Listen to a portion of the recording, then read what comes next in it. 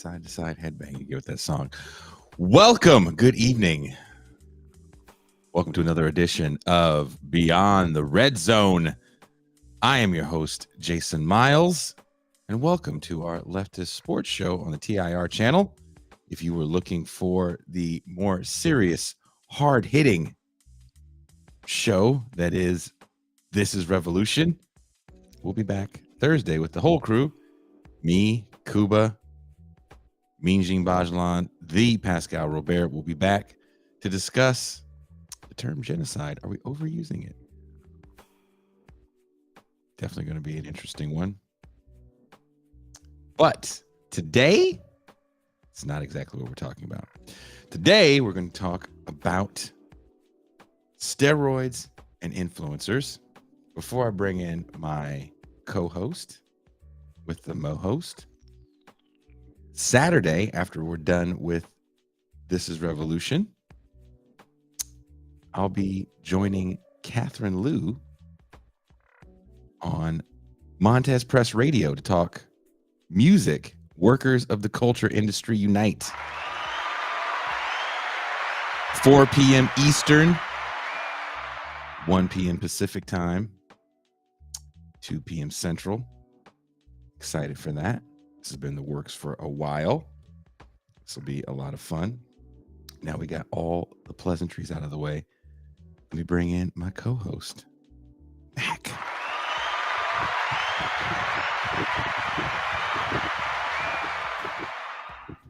Like a wrestling intro. That's right. You got to get it in.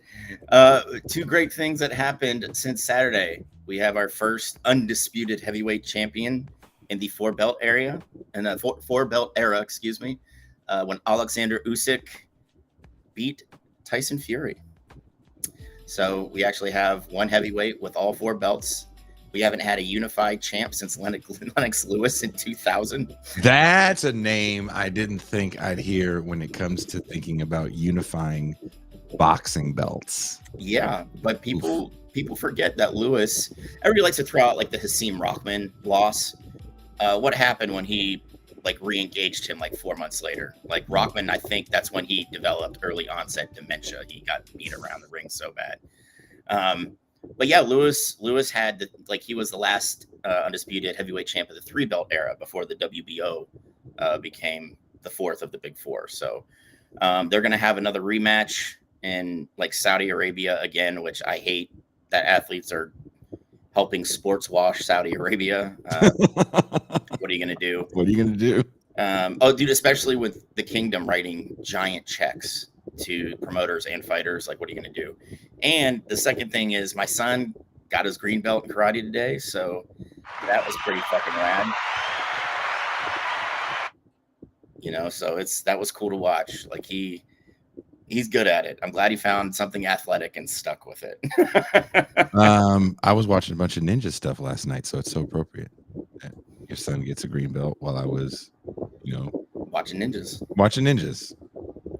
Is there a fan on in your room? Yeah, man, dude. My roommate my roommate, since his girlfriend moved in, went to Florida for vacation for a week. Mm-hmm. And your boy Mac here is stuck with the AC set on 79 and no way to change it because my roommate happens to be Mac as well. He locked it. So, yeah. That sounds horrible. Yeah. I hate to say this, Jason. He buys into the stereotype of the black male adult that doesn't like turning on the air conditioning no matter how hot it is.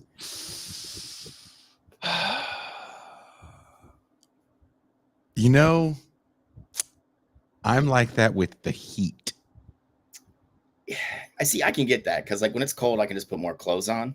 But I cannot walk around the nude in this house because I have 2 adults that live on one side of me and 2 children that live on the other. So I don't have that problem. And I, not all the time, but definitely before or after a workout. Jason's letting it hang. Yeah, the way they built this place and the way the other places are built around me, and the fact that there's no one. I think I've said this on air on TIR before. I lived here for a couple years before I realized that the people kind of adjacent to me could see in and I don't wear glasses. So I have good sight days and bad sight days, and I had my glasses on and closed one day, and I opened up my blinds as I do, and I was like, "Oh shit!" And they were like looking towards my way. And I was like, "Oh wow, these people have probably been wondering who the fuck this naked guy is." I mean, everybody's got a naked neighbor. Everybody's Just got one. fucking waving dong. And Just you're it, waving dong. you know. I Jason's felt so fucking horrible. Jason's the naked neighbor. Our naked neighbor is like right across the street from us, and it's like a 79-year-old man who I think has dementia. Like, I'm not saying that funny, but like, because there's always like a helper over, and like first thing in the morning, he just opens the blinds, butt ass naked in the front of the house, and just has a cup of coffee and stands there. That's dangerous.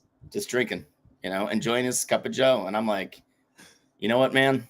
Rock on. I mean, I would prefer not to see your shriveled balls, but we're here. We are here. Yeah, I didn't think anything. I thought, if anyone's walking their dog on the road, they can't see me, But then there's just this one place, and no one's there, so it's fine. And you just sometimes you gotta let the beans out, man. Just let them hang, cool off a little bit. Like today, I busted out my first 2.5 mile run in like 4 years, and I was like, fuck yeah. Took a shower, and I like kind of peeked around, and I'm like, all right, nobody's here. And then I'm getting ready to just pull the clean shorts off after the shower, and then I hear rustling in one of the kids' rooms, and I'm like, God damn it. So I just stood in front of the fan. I was just like,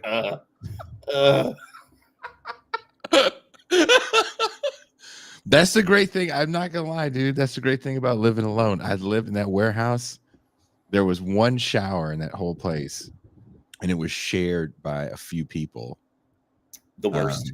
The absolute fucking worst. And sometimes I would try to use the shower way early in the morning, like super early before any tweaker's gonna wake up. I'm trying to use the shower.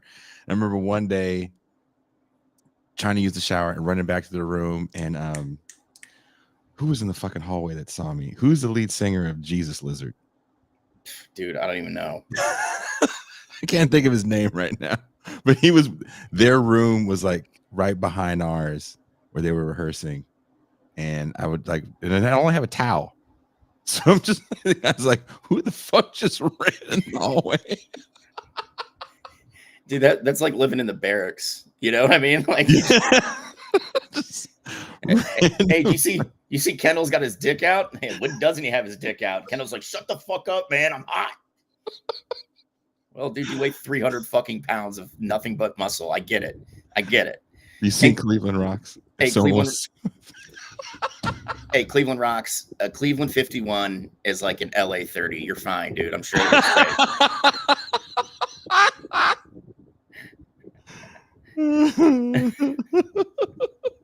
Got nothing but love for Cleveland.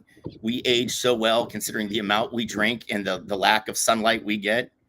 We're doing all right. True, yeah. We're doing all right. Like it's not quite like England and Ireland bad, but we're pushing it.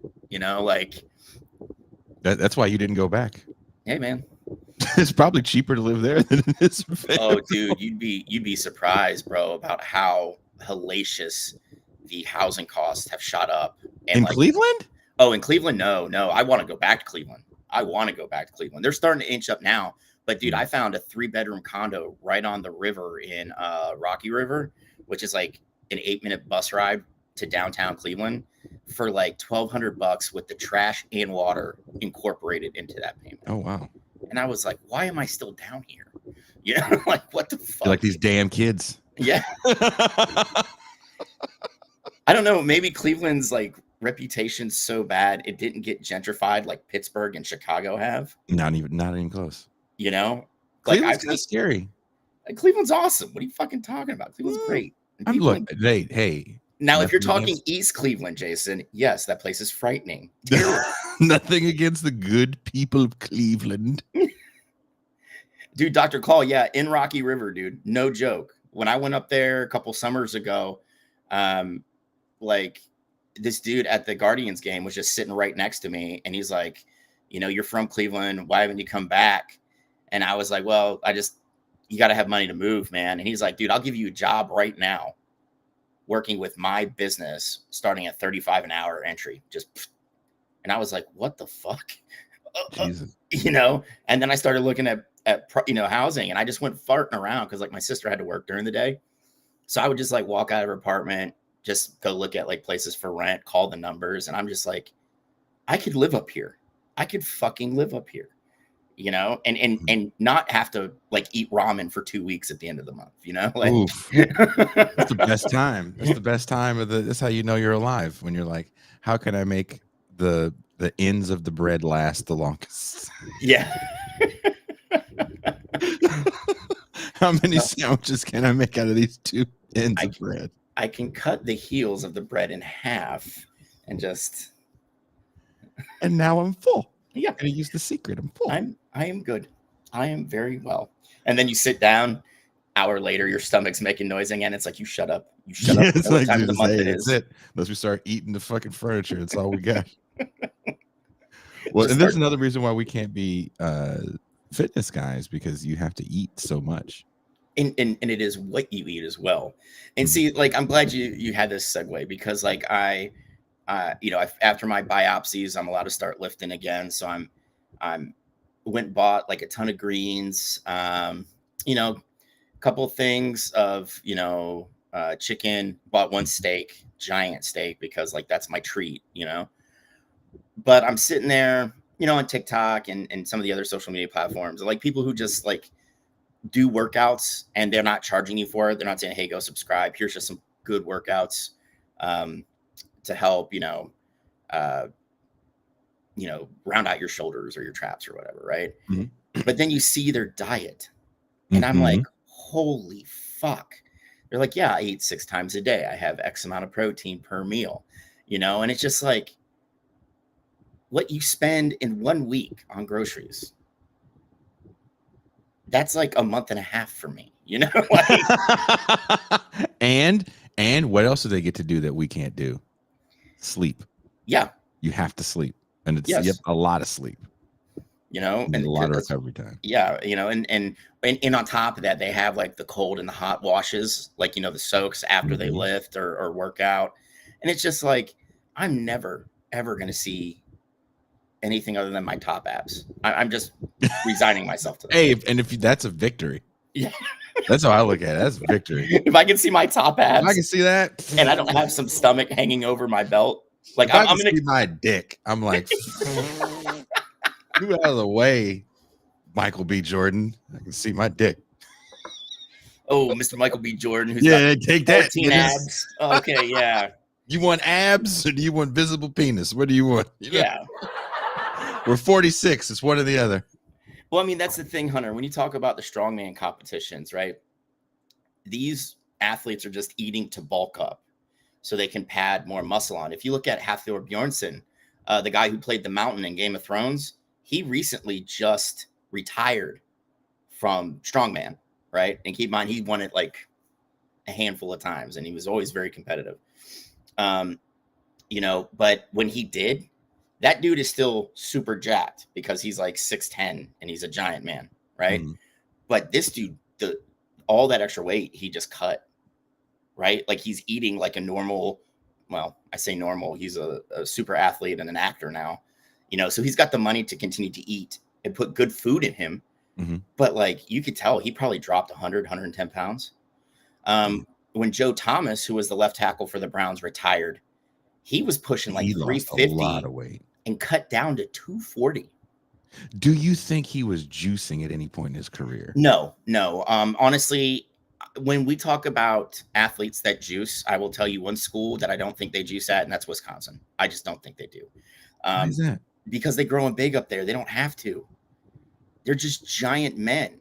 And on top of that, when you look at a guy like Barry Alvarez, right? He was one of the dudes that when he was a coach, before he moved into the front office to be the athletic director of Wisconsin, wanted lifetime bans for collegiate athletes that got busted juicing, right? And he was talking like, we need to work with the NFL, NBA, and other pro leagues to ensure that these athletes do not get drafted and don't have an opportunity to play ball because they circumvented the rules. Mhm. I mean, but we've seen, right, just how big the Midwest builds linemen. Like that kid comes out, and what did your kids weigh when they were born? 5-6 pounds, a couple ounces. Like Joe Thomas came out at like 13 pounds, and like probably was already in a pass rush stance, right? Like it's just, that they're built different when we're talking like offensive linemen coming out of like Wisconsin, the flyover states of Iowa and Nebraska. Yeah. They're just big dudes, so they don't have to juice, right? And they're not really. You got to think these linemen up until recently, right? Until we'll go the last 5 years, they weren't trying to look big. They were just big. Yeah. Right. They didn't have to really try at that. Now you have linemen who, you still see some big boys, but these linemen are getting ripped. Like they're playing tackle at like 320, and it's like 8% body fat. They are getting smaller. They are getting smaller weight wise, and I do actually want to get into that kind of the size of athletes, the change in athletic training, advancements that we're seeing in athletic training. So let's start it off. So steroids and internet influencers. One of the most controversial subjects in modern sports is the use of performance enhancing drugs or cheating. From sign stealing in baseball and football, encouraging home crowd noise, competitive advantage is an acceptable part of the game. PED use is different. It alters your body chemistry to make good players great and great players immortal. Cheating aside, are we looking at the history and application of steroid use all wrong? Attempting to find any kind of advantage is just part of life. We drink coffee and other caffeinated drinks to help us through long work hours and sometimes grueling commutes. Students use Adderall and other stimulants to help them focus. Classical musicians, professional archers, and golfers use beta blockers to help with focus. How can we discount music's blatant use of drugs when performing? As a fan of heavy music, I've heard many people say that once a certain band that had success and released classic material in various altered states aren't the same when they sober up. We don't view athletic competition in the same way. We become puritanical beacons of fairness and speak of demanding even playing fields. But is this just a lie we tell ourselves or the one we've accepted? A shadowy underground world of illegal steroids. Ever since the death of Mark Jensen, he is the Dutch cyclist who died while competing in the 1960 Olympics from heat stroke exacerbated by alcohol and amphetamine usage. An Olympic committee was formed to try to put an end to doping in the sports. As advancements in medical and pharmaceutical drugs create advantages for athletes, they will continue to take them, and these governing bodies will constantly be one step behind attempting to police it. As for the consumer, the fan of sports, has an attitude shifted when it comes to the way we define cheating and PED use. LeBron James in basketball, Tom Brady in football, players looking better than they did in their 20s, playing at a ridiculously high level into their mid-40s is an astounding achievement. Through years of play, a game can slow down for these top athletes. Prior to this enhanced era of sports, by the time a player had reached a certain mental capacity and processed a nuanced understanding of their opposition, their physical ability wouldn't be up to par with their mental processing prowess. Now that's not the case. Barry Bonds is probably the perfect example of this shift. Already a perennial all-star and possible Hall of Famer, he chose to take PEDs and the results were mind-blowing. In the later stage of his career, he was able to destroy the home run record in baseball and lead the San Francisco Giants to a World Series. Still, steroids aren't a magic pill. You still have to have an ability to play at a high level. Not everyone that took PEDs made an all-star team or broke long-standing records. Many players in all the four major sports were journeymen. That being said, the question remains, is the outrage of athletes and PED use manufactured? What role does the media play in this public indignation of PEDs? The scandalous portrayal of these victimless crimes enables mere beat writers to win prestigious awards and cosplay Woodward and Bernstein level journalism. Sports Illustrated, once a must-read sports weekly with some of the best sports writing, was accused of publishing AI-generated stories and credited writers that weren't real. Sports reporting in the modern 24-hour news cycle can resemble tabloid television more than it can interesting stories on the game itself. Computers can't sift through garbage at Balco Labs, but a journalist can. Steroids, at the moment, are great job security. What role does the Cold War and the war on drugs play in the way we view steroids? Not until the Anabolic Steroids Control Act of 1990 did they become illegal in the United States.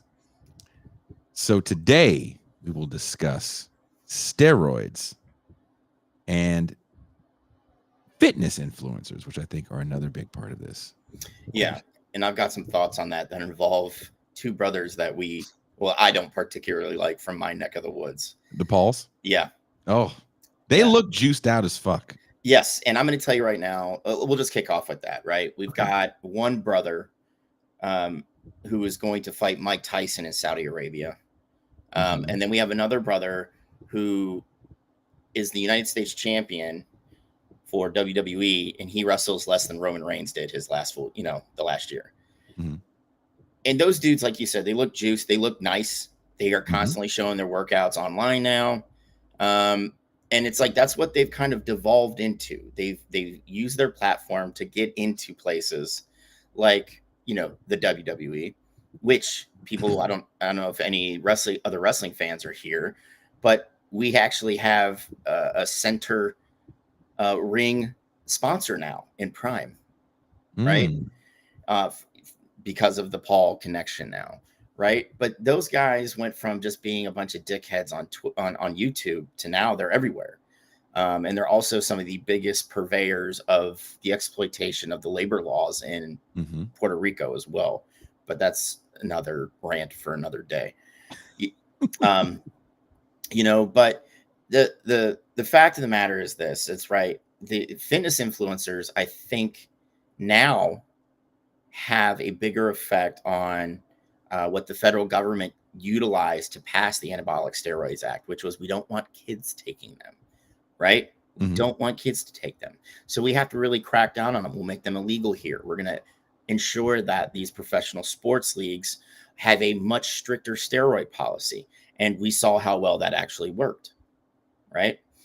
Not very well. Especially when you had guys like Lyle Alzado towards the end of his life coming out and said, yeah, dude, I juiced into the early 90s. You had Ken Caminiti, who maybe even more so than Bonds, only because he was like he was an average third baseman. And then 1 year, MVP, right? 51 homers, right? Yeah. Right. And he just he and Kevin Brown willed the Padres to that World Series in 96, I believe 96 or 97. Right. So like these guys were flouting the rules. Right. And now, people have kind of, a lot of athletes are like, well, we don't have to do that. We can talk about, these athletes who make millions of dollars who have a private chef on hand to cook for them. Right. And they have the best recovery assets for these athletes. Right. But now it's these fitness influencers that are walking around shredded that kids are watching on TikTok, Snapchat, YouTube, all your platforms, that I think are the ones that are kind of like changing especially young people's minds about steroid use. Right. It's like that guy who professed that he was all natural and he just had a meat diet, and he's like, the Liver King. And it's like, what is it? Just last year he came out and was like, yeah, man, I've been juicing for like a decade. He got busted. Yeah, he got busted and had to admit that he was juicing. The influencer culture is interesting because a lot of them do stay their natural, right? Women with the most chiseled jaws, pores as big as goldfish, and they're like, oh no, it's all natural. There's also something a little deceptive about the camera from people drawing their abs with tanner. That happens to some degree. Also, people that are smaller than you think, and you think they might be juiced and jacked, but they're like 5'8", 150 pounds, just ripped. because a 5'8", 175 looks way different than Yeah. Ronnie Coleman, 5'11", 300 pounds. There's a massive difference. You might Yeah. think that guy is the same. It's like he is not the same. The Yeah, camera and I think what we're seeing a lot of too is the cosmetic, like you said, you know, we're sculpting our abs through tanner, and then you have the synthol that people are injecting directly into the muscle to give them more definition, and then you have those idiots. I'm sure you've seen them on the internet that have overdone it, and it's just like they look goofy, like you know. loaves of bread in their arm. Yeah, do they look like they were like put together by twisting long balloons, you know? Yeah. You know, and then you have like even more so for people that are juicing and are having issues with like hair retention. You know, they're going under the tattoo gun to have their eyebrows put back on, right? You're seeing a lot of well, mostly female lifters that in order to cover up those big pores, they're having freckles tattooed on them. I did not know that. Yeah, you know, so like there's a lot of that going around now, and it does. It goes back to exactly, Wiley, looking like the Michelin Man. But you know, it does go back to these unhealthy image standards that we have and we've continued to have, and even with this kind of I like the sea change, and you know, some people just aren't going to carry a ton of muscle. It's just it's not how their genetics are, and the things they would have to do would have to be like you would you know, you would essentially have to start on your road to become an influencer so you can get paid to stay home, lift, and recover. But you know, there's those body standards are still there, right? And maybe I don't know how you feel about it, Jason, but I feel like, you know, women have had to deal with this since the beginning of time, and now it's starting to catch up to dudes, right? Like, I can't tell you how many of like my army buddies that, you know, we put on weight when we get out because we're just like, we don't have to get up at 4:30 in the morning anymore. PT, no way, bro. Like, and then they put on, you know, like 40, 50 pounds. And they're like, man, you know, I remember when I could like wear a 34 jean. I think I'm, you know, and then like you're watching a Marvel movie and Chris Hemsworth has no shirt on and the guy's just like, fuck me, I got to get to that. And it's like, bro, you can't get to that. And I'm not trying to say that. Do you think there has been a shift? I would say some people started in the 80s of an unrealistic body shape of men. If you watch movies before,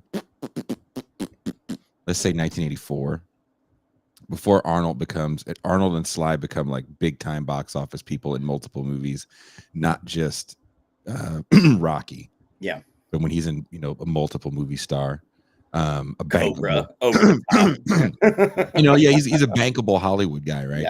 Yeah. There becomes this moment where dudes are just really, really ripped, especially when we get into the 90s and into the 2000s, definitely. But in the 80s, you see this shift. If you go back and watch movies and look at actors who were leading men, hair was not a big issue, and your physique wasn't a big issue. Gene Hackman, Sean Connery. You know, if we sit here and think about actors in the 70s, us 40-some-year-old guys, I'm sure we can have some. Harrison Ford was never. Roger Dalton. You know, like those dudes weren't what you would call like athletic looking, you know. And I mean, and let's face it, Sean Connery, you know, he's got accolades as an actor, but honestly, what got him to stick in American consumers' eyes, honestly, it had to have been the accent, that thick Scottish accent. You know, that's a panty dropper. You know, when they're just like Sean Moon says very appropriately, Jack Nicholson. Like, yeah, we think of these like iconic actors that, you know, were sex symbols of their day. They don't look like what we end up getting. Let's say it starts with the Brat Pack, and then those guys grow up and they're still looking for the ones that succeed, still look good. Yeah. I mean, dude, and on top of that, you know, you hit the mid-'80s action film scene, like you said, Arnold, Stallone, Jean-Claude. Jean-Claude, Dolph Lundgren, right? These dudes were, you know, they're superheroes taking off Charles the comic book Bronson. page. Yeah. I mean, Bronson, Dude, I think Bronson was more about attitude. Like he was, you got to admit he's in good shape. Like he became a Great star. shape. Great shape. Yeah. Yeah, you know, later on, when you think about, you know, an actor's typical life cycle. But when you're just running around with a giant magnum shooting bad guys, you know, as a cop, you know, how art imitates life. Am I right? Oh, You know, um, it's just, it's kind of nuts, you know. And it we did have that shift. And then you know, when you looked at a lot of our favorite athletes at the time, right? These guys were still like smoking in the dugout, you know, like running to the Fred locker room. Dean is smoking on the sideline when he's playing for the Niners Yeah, in the early '80s. Still, yeah, you know, like, and that's our athletes were kind of like everymen. And then it's like the Mhm. 90s hit, and you saw this kind of like you saw a sea change. You know, we went from Larry Sonka and John Riggins, you know, and then we kind of saw like the super athlete with Earl Campbell, you know, who was just freakishly athletic. Like the man was Mhm. size, speed, agility, all forced into one person. And unfortunately, he played in Houston on the worst playing surface in America, and it just destroyed all his Who bones. needs knees? Yeah, all his bones are gone. He's just like a big blob now, right? Mhm. Um, but especially in the 90s, when you saw guys like Michael Irvin coming out of who, I mean, let's face it, the Canes in the 80s, early 90s, those dudes were, again, pulled off a comic book page. They were Yeah. ripped. You know, they made sure they wore crop tops to show off their abs. Crop Like when they, top jerseys. Do you oh, remember yeah. the crop top jersey? I felt like everybody at the U of M had a Yep. crop top jersey. Even the offensive linemen, they were like, if we're getting in those two, you know, just let it all hang out. You know, they look, Toretta's looking at the center like, bro, I could literally watch the sweat drip into your crack when you're getting ready to snap the ball. Can you just like put a t-shirt on underneath, man? He's like, fuck no, Gino. You can kiss my ass. You know? It's this moment. It's this moment where I think, you know, they kind of talk about in Fight Club about these chiseled guys, which I found so ironic that the two most chiseled dudes in this movie are whining. Is that how they want male bodies to look? It's like, Yeah. yeah, come on, guys, really. I mean, literally, I thought, like, as a kid, I read a lot of Chuck Palahniuk, which I look back on and I'm very disappointed in my younger self. Um, but it was like shock stuff, you know, it was like Bret Yeah. Easton Ellis, Oh, yeah. you know, but I read Fight Club, and as a young man, I loved the book. And there's still some social commentary in it that I think applies. But I am really glad that I grew politically and not in that way. But you know what I mean? Like I became more class conscious and left Yeah. my Polinick days behind. But you're absolutely right. Like you're gonna cast Brad fucking Pitt, who had no body fat, right? Like A ripped Brad Pitt, and then yeah, Ed Norton, you know, gets in shape somewhat for the role as well. But you know, no one talks about PED use in Hollywood. It's mentioned here and there. Actors kind of brush it off, and nobody cares. It's almost like a well, I mean, kind of a now the big secret. thing is the testosterone replacement treatments, right? Yeah. Like people don't realize, like I'm literally waiting for the VA to call so I can start TRT, because people, I mean, the largest group, and I hate saying this because it's just such a weird stat to track, but the Mhm. largest group of American men who go through testosterone level drops are veterans. And Mm. honestly, it's because like we burn our the, you know, the gland that produces testosterone out. You know, we're super active all the time, right? PT at 6:30 for an hour and a half.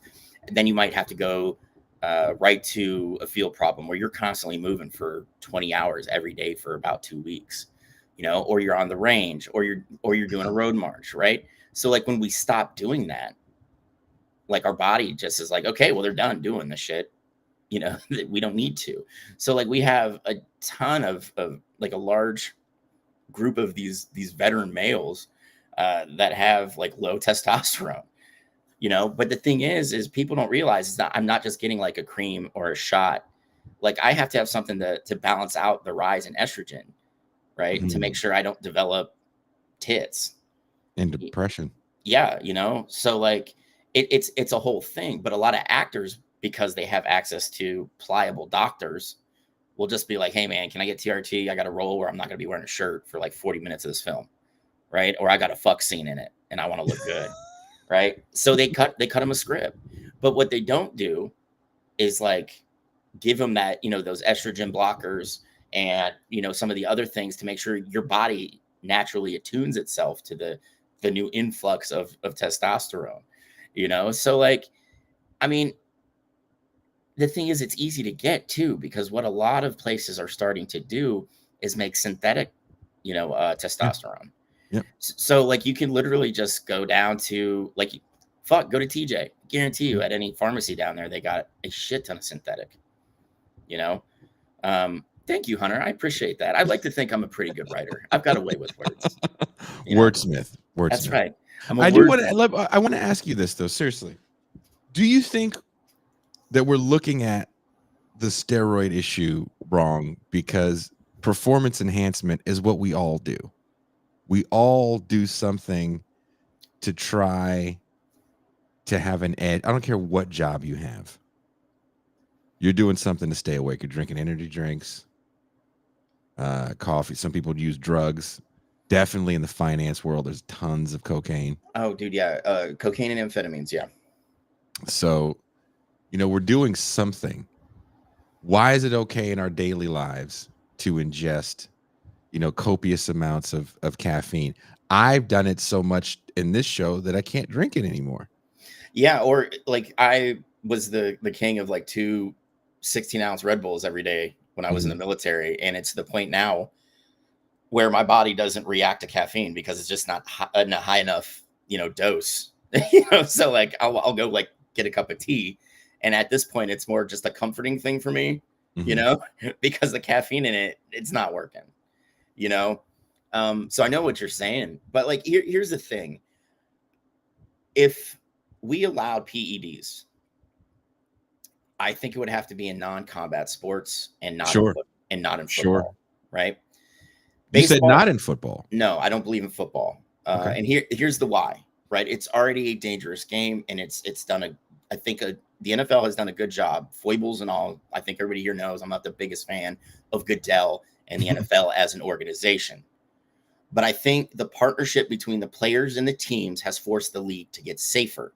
And that's why you're seeing the better helmets, right? That's why you're seeing the focus on head injuries, right? Cleveland Rocks, I would even say hockey, like a non-contact sport. I think steroids would be okay in. But in sports where you have heavy contact, rugby, hockey, football, MMA, boxing, absolutely not, right?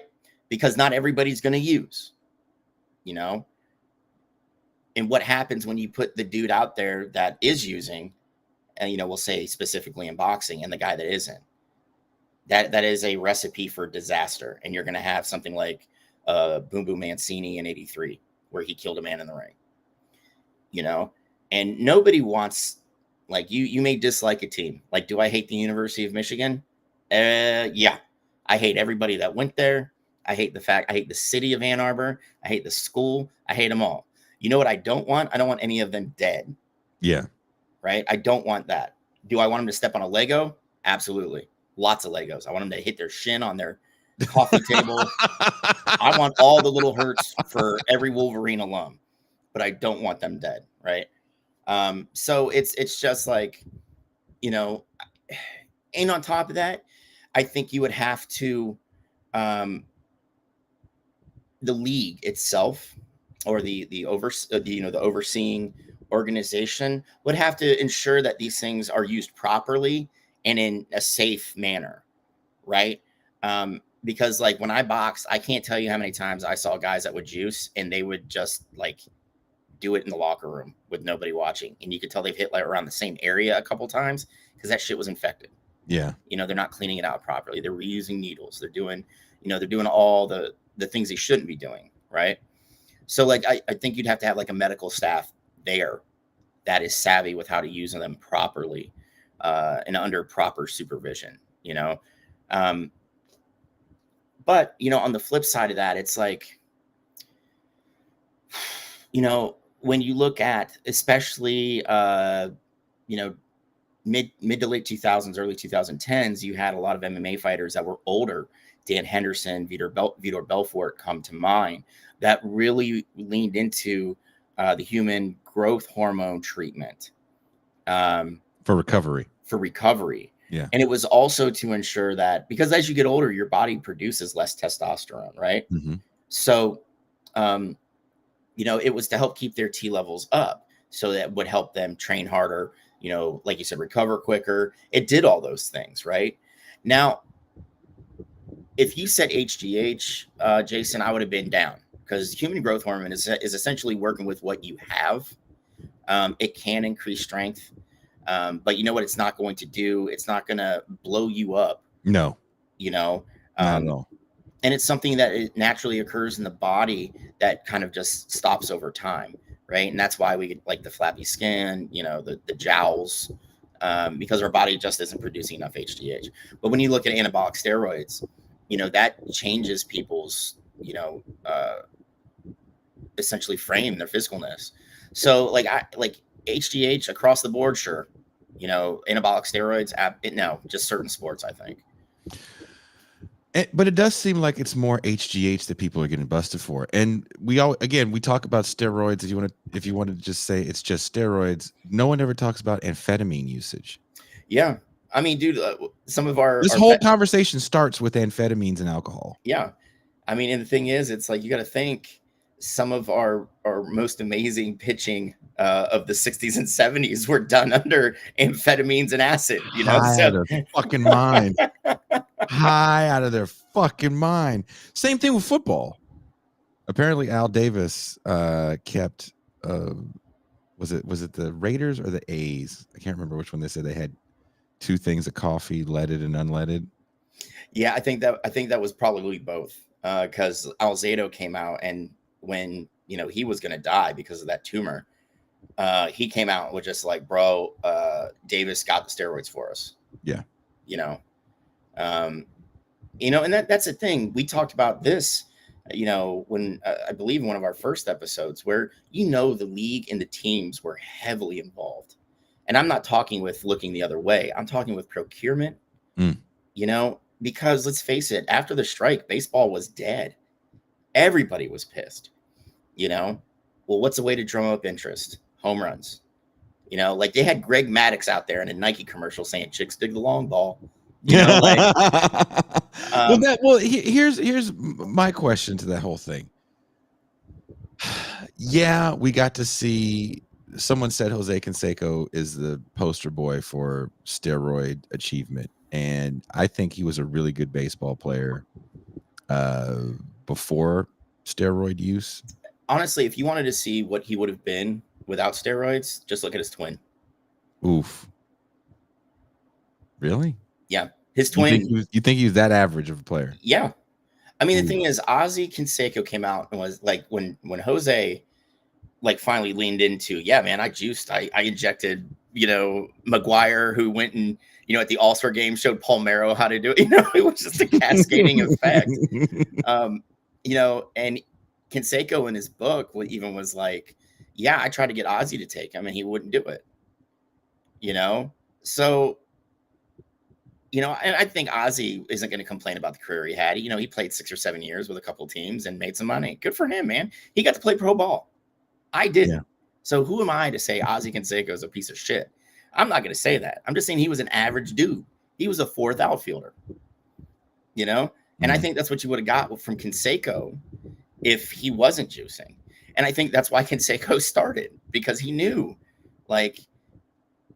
I'm getting ready to go into the big leagues and I've got to have a leg up on these dudes, So why not? What about McGuire? I mean, dude, just the body transformation from McGuire, from his first few years, which he was a big dude. He was a big dude, yeah.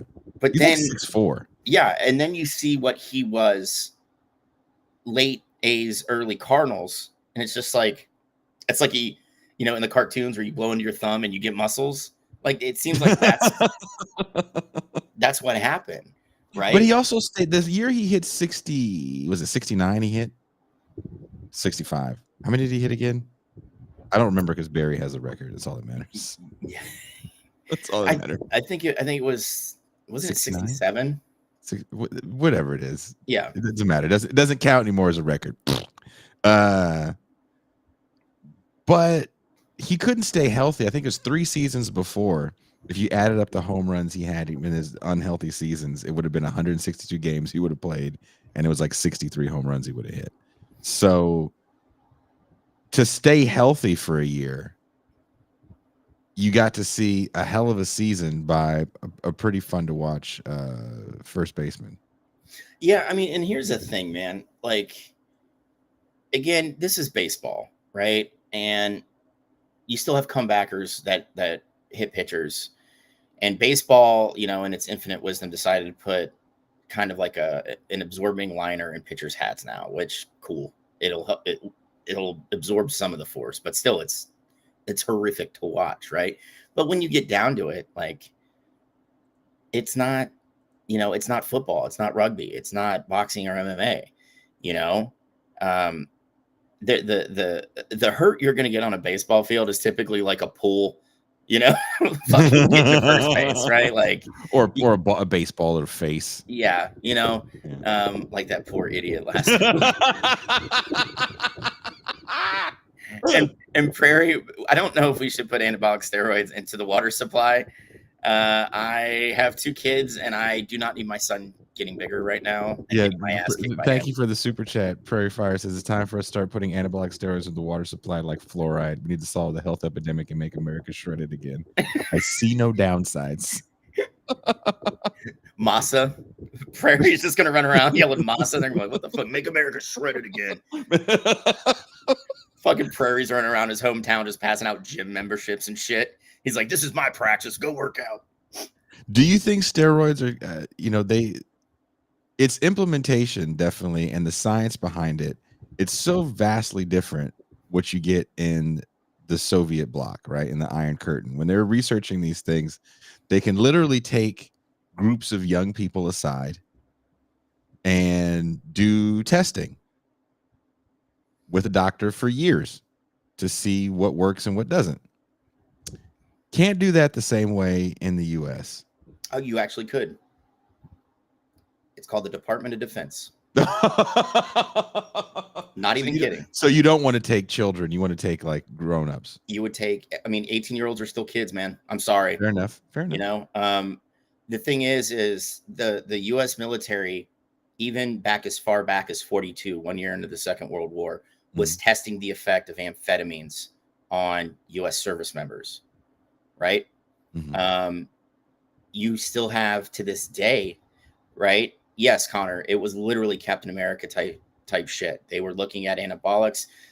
People have to realize that that Captain America was targeted as a propaganda tool. I get that, right? He's changed quite a bit with some great writers now, but there's truth behind most fiction. And the DoD was looking at trying to genetically enhance American service members to make them bigger, faster, stronger, because you know what they were terrified of? Nazi propaganda, which said that Germans were superhuman. So that was going to be their fix. But the thing is, at this point, you know, the knowledge of anabolic steroids was slight at best. So you get post-war in the Soviet Union, right, where you had club teams for athletics. You know, military battalions typically had their own. But then we really see kind of like this blowing up of, at the time they weren't professional. You guys have to realize, like, your EPL wasn't a professional league until the early 90s. You know, so these guys were essentially just volunteering their time to play high level, you know, European football. But the Soviet Union started testing out anabolic steroids on former Soviet veterans of the Great Patriotic War, as they call it, on those enhancements, on athletic enhancements, because the Soviet Union know they're being blockaded by the West, and they figure, well, if we can't beat them in like the consumer, you know, arena, we got the Olympics, baby. So they made juicing a huge part of all of the Warsaw Pact nations, all of them. You know, and as we you know, we're moving forward in time into the 80s,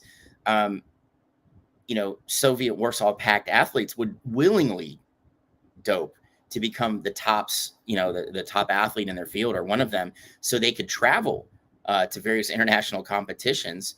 One reason was so they could defect, and the other was to bring black market goods like jeans and records and other like sporting equipment back home. So that was an ingrained part of it. And I served with dudes that were like, we could literally put every soldier, sailor, marine, airman, and now guardian, fucking nerdy ass Space Force, on like an anabolic cycle under the control of like our medics, and it would only make us better physically. And when you put it like that, you're just like, fuck, it makes sense. But I also like my balls to be the same shape that they've grown into rather than shrinking. There's downsides to this stuff that we do find out, right? The early American users of steroid science. I sadly left my notepad in the other room where I wrote all this stuff down. There was a doctor in the U.S. that was working with a weightlifting team, and they went to a competition where they went against some East Germans, and he got the East German coach drunk to find out, well, what are you guys doing? And he found out what he was doing, and he created Dianabol and started giving it to his athletes. And then he started using it on himself to kind of test the effects of it. He was finding that they were taking way too much of it. Yeah. And it was having disastrous effects, but they didn't care because they were breaking records.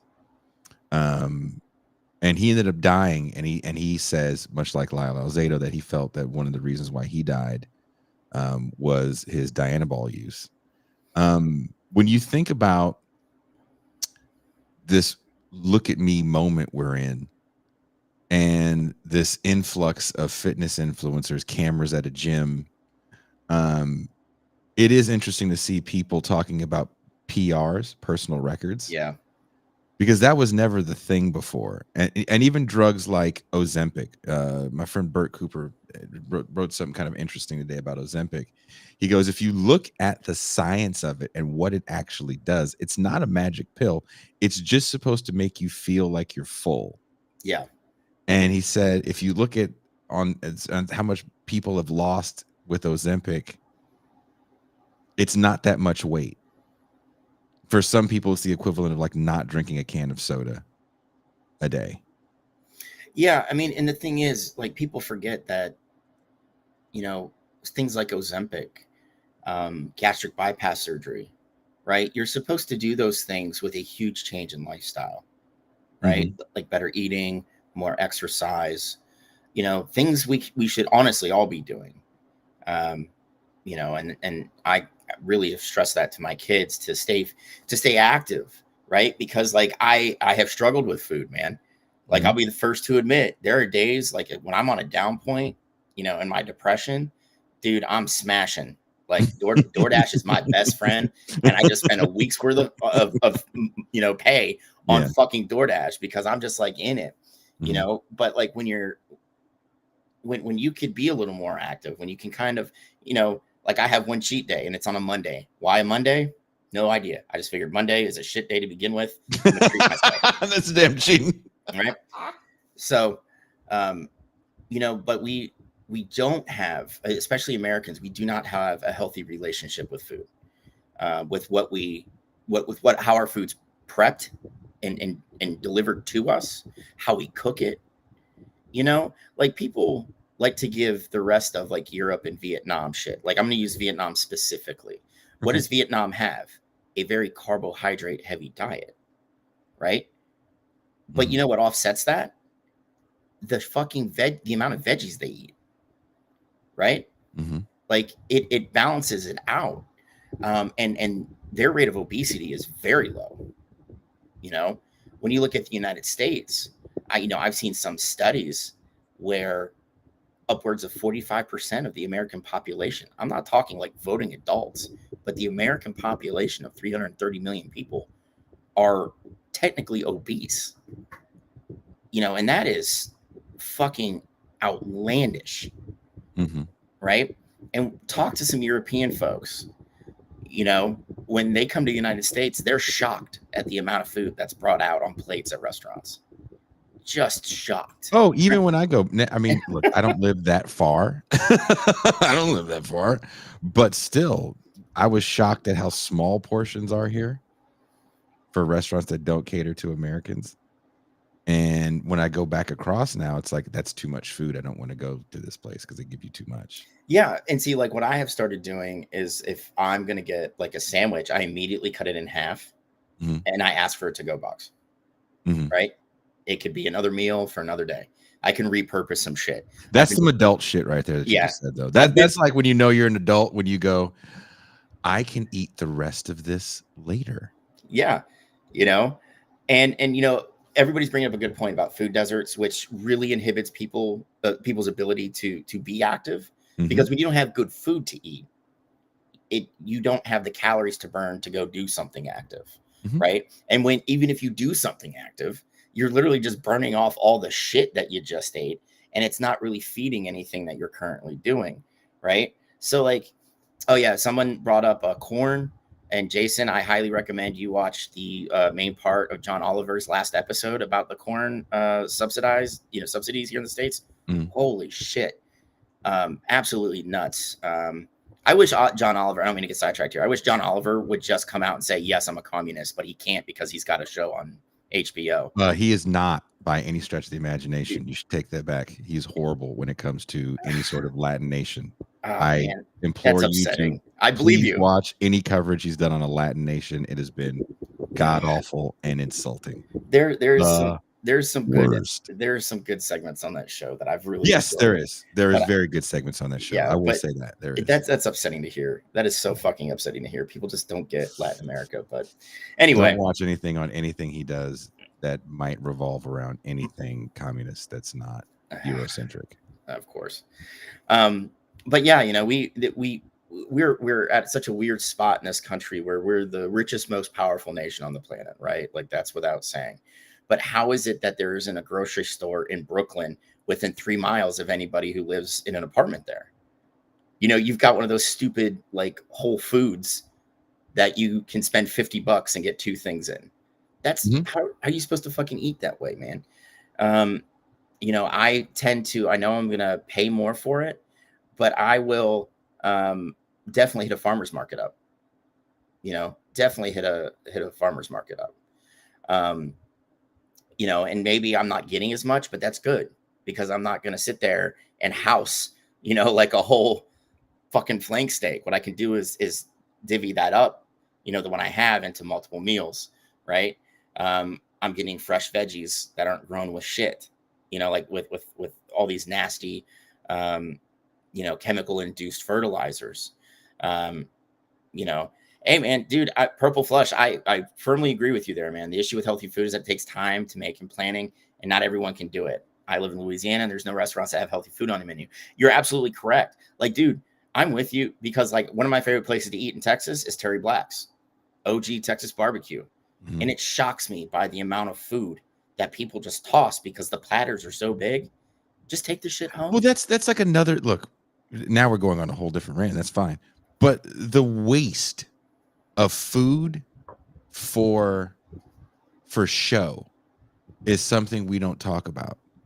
Besides just these assholes that cook stuff all ass backwards just so someone can say, hey, that's really stupid what you did. Going to a restaurant where they have these large meals that no one can eat and food challenges it's such a middle finger to motherfuckers that can't afford going out to eat. It really, I see why so many people get a massive rager when someone says techno feudalism, because you do have to feel like you are in a feudal kingdom when you can't afford to go to McDonald's anymore. Yeah. I mean, and here, this is the other thing that pisses me off most is how this at the city and state level, how those levels of government don't actively chastise restaurants and the parent companies of those restaurants for just dumping massive amounts of food in the trash at the end of the day. right? Like fucking Father Jonathan's, the horrible organization I work for, just dumps pre-made, the prep dough at the end of the night that we don't use. And I used to just sauce it, cheese it, put it through the oven, and then I will fucking go downtown into Fayetteville and just give as many people as I can, food. And I got in trouble for it. I've been written up for it because they literally will say, if they get sick, we're liable. No, you're not. North Carolina has a Good Samaritan law. You will not be held liable for shit. Also, too, it's like if you're giving food out to the homeless person and they happen to get the shits, I'd go to court on that. I feel real confident.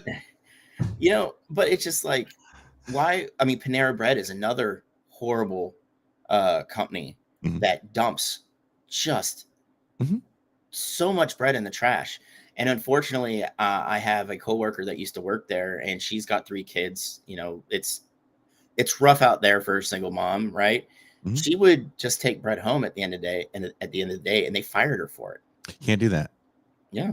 When I worked at Starbucks in downtown San Francisco, I would ask if I could take the food, and the manager was like, "Ooh, we can't do that. But we'll put it all in a bag and we'll put it in the trash, like the top of the trash. Yeah. And then, you can take it, but don't let anybody see you like giving it out to people." Yeah. And I've also seen like instances where people would dumpster dive, to try and get food, and the manager would catch them and they would be fired for it. It's like, dude, you've got people that work for you that can't get their own food. But does that go into the mindset of something like a movie like Compliance that really shows how fearful we are of losing our positions? And if you've got a management position, obeying the rules is more important than using what some people would say is common sense. A lot of people I talk to in everyday speak that don't consume shows like this, they sound like the PR company or the HR for their job. That most people believe that HR is a true third party that can solve problems in the workplace. And you're like, HR doesn't work for you. Yeah. I mean, and that's what it's fucked up, and we're seeing it a lot with assholes like Peter Thiel, Zuckerberg, all these rich fucks that literally, like to say, oh, I'm a CEO of a giant tech company. Okay, you might have been, but like, when's the last time Mark Zuckerberg's been to work? He's too busy dispossessing people of land in Hawaii to fucking run Meta, right? But these guys, I mean, Peter Thiel is having his kids offer blood transfusions to him so he can stay young. Yeah, he has a blood boy. Yeah, right. And it's like the sheer amount of things that they can do to take care of themselves that is not offered to 98% of Americans is fucking ridiculous. I love how in Fayetteville we've got there's like, just in where I live right outside in Hope Mills, there's like 4 gyms, right? And the newest one, and the one that's always full, and that's where all the meatheads go. Like, that's literally the meathead gym, right? But the other ones, like, I lucked out. I got into Planet Fitness when a black card was $10, and they keep trying to say, hey, we're gonna raise it to 23. And I said, hey, I'll just drop my membership. And they're like, oh, okay, well, don't worry about that. We'd like to keep you. Your grandfathered in. Yeah, so like, the only reason I'm able to get in a Planet Fitness is because of I still pay $10 a month. Like, so I can be a black card guest is what you're telling me when you come to DC. Absolutely. Oh, yes. I've been doing here in years. But like, we're pricing people out of the ability to get to the gym, right? We're pricing people out of having good food, right? We're pricing people out of healthcare. Just like, say, if they were being active and they sustained an injury, can they get it treated properly so they can get back out there? No. And that goes back to tying all our benefits to employment, especially now where, a lot of people are working multiple jobs. Yeah. Right. And it's still part-time for both.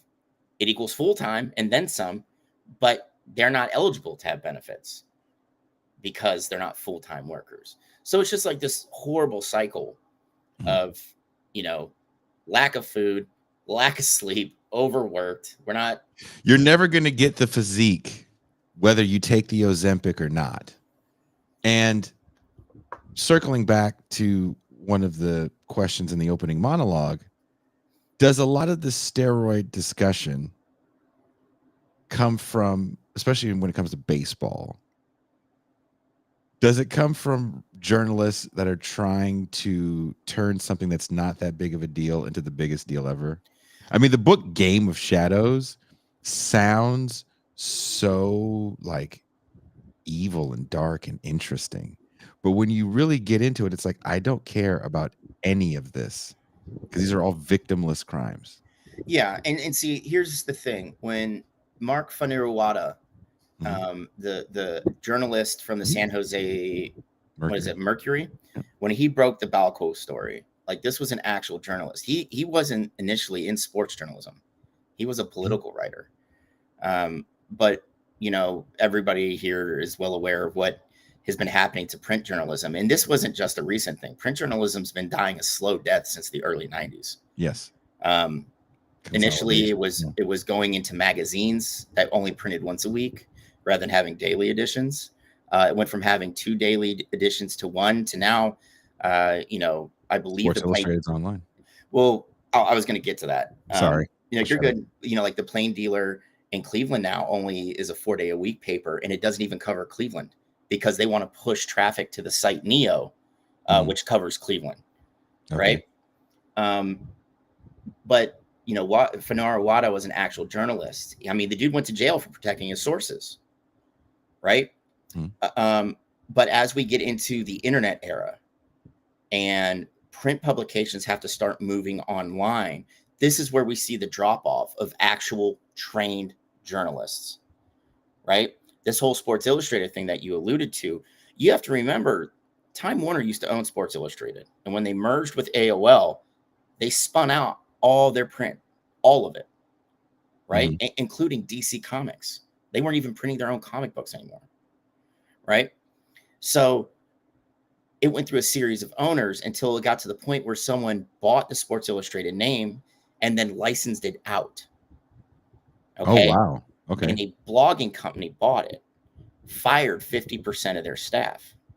And I'm talking like guys like Tom Verducci, all the big name guys who had access to players and coaches and general managers and owners.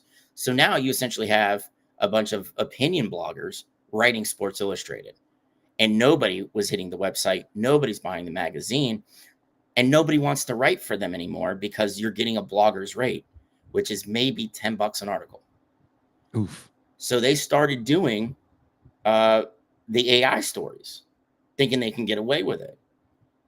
And we all saw how that fucking happened. What happened there? Somebody busting them out. Yeah. Oh yeah. So the thing is, when we're talking about like print journalism and like the old guard of actual sports journalists, and especially in baseball, considering who votes on the Hall of Fame, the sports writers, the Baseball Writers of America, right? The BBWAA, right? Excuse me, guys. Sorry about that. They take that seriously, right? They are very much a gatekeeping society. And I think that's important for a Hall of Fame. It should be the Hall of Fame, not the Hall of Very Good, and I think we're starting to see that in a lot of sports. Like I would prefer some years you don't have an induction class because nobody was good enough to get in that year. And that's okay. That is all right. It's okay to do that. Because you want it to, like I said, you want it to be the Hall of Fame, not the Hall of Very Good. Hey, Steve Atwater deserved to go in this year.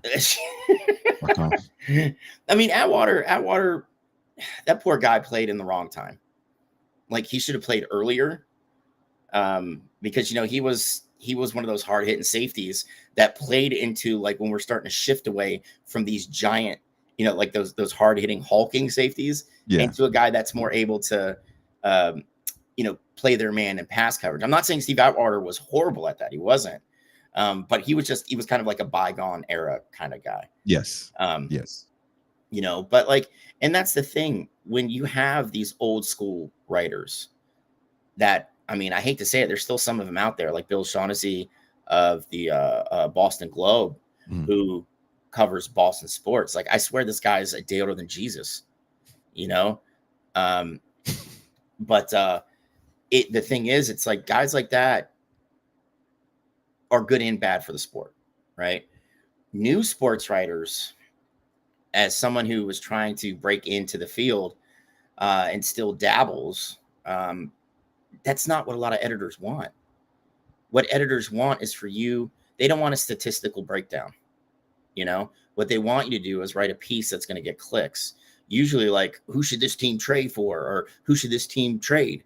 You know, that type of shit, you know, or, I mean, just look at Bleacher Report. Go open Bleacher Report. That is modern sports writing now. Not heavy on analysis, unless it's like a draft. They do draft stuff pretty well. I'll give them that. But a lot of it is just like fluff shit, you know? So, I mean, it's just, it's unfortunate.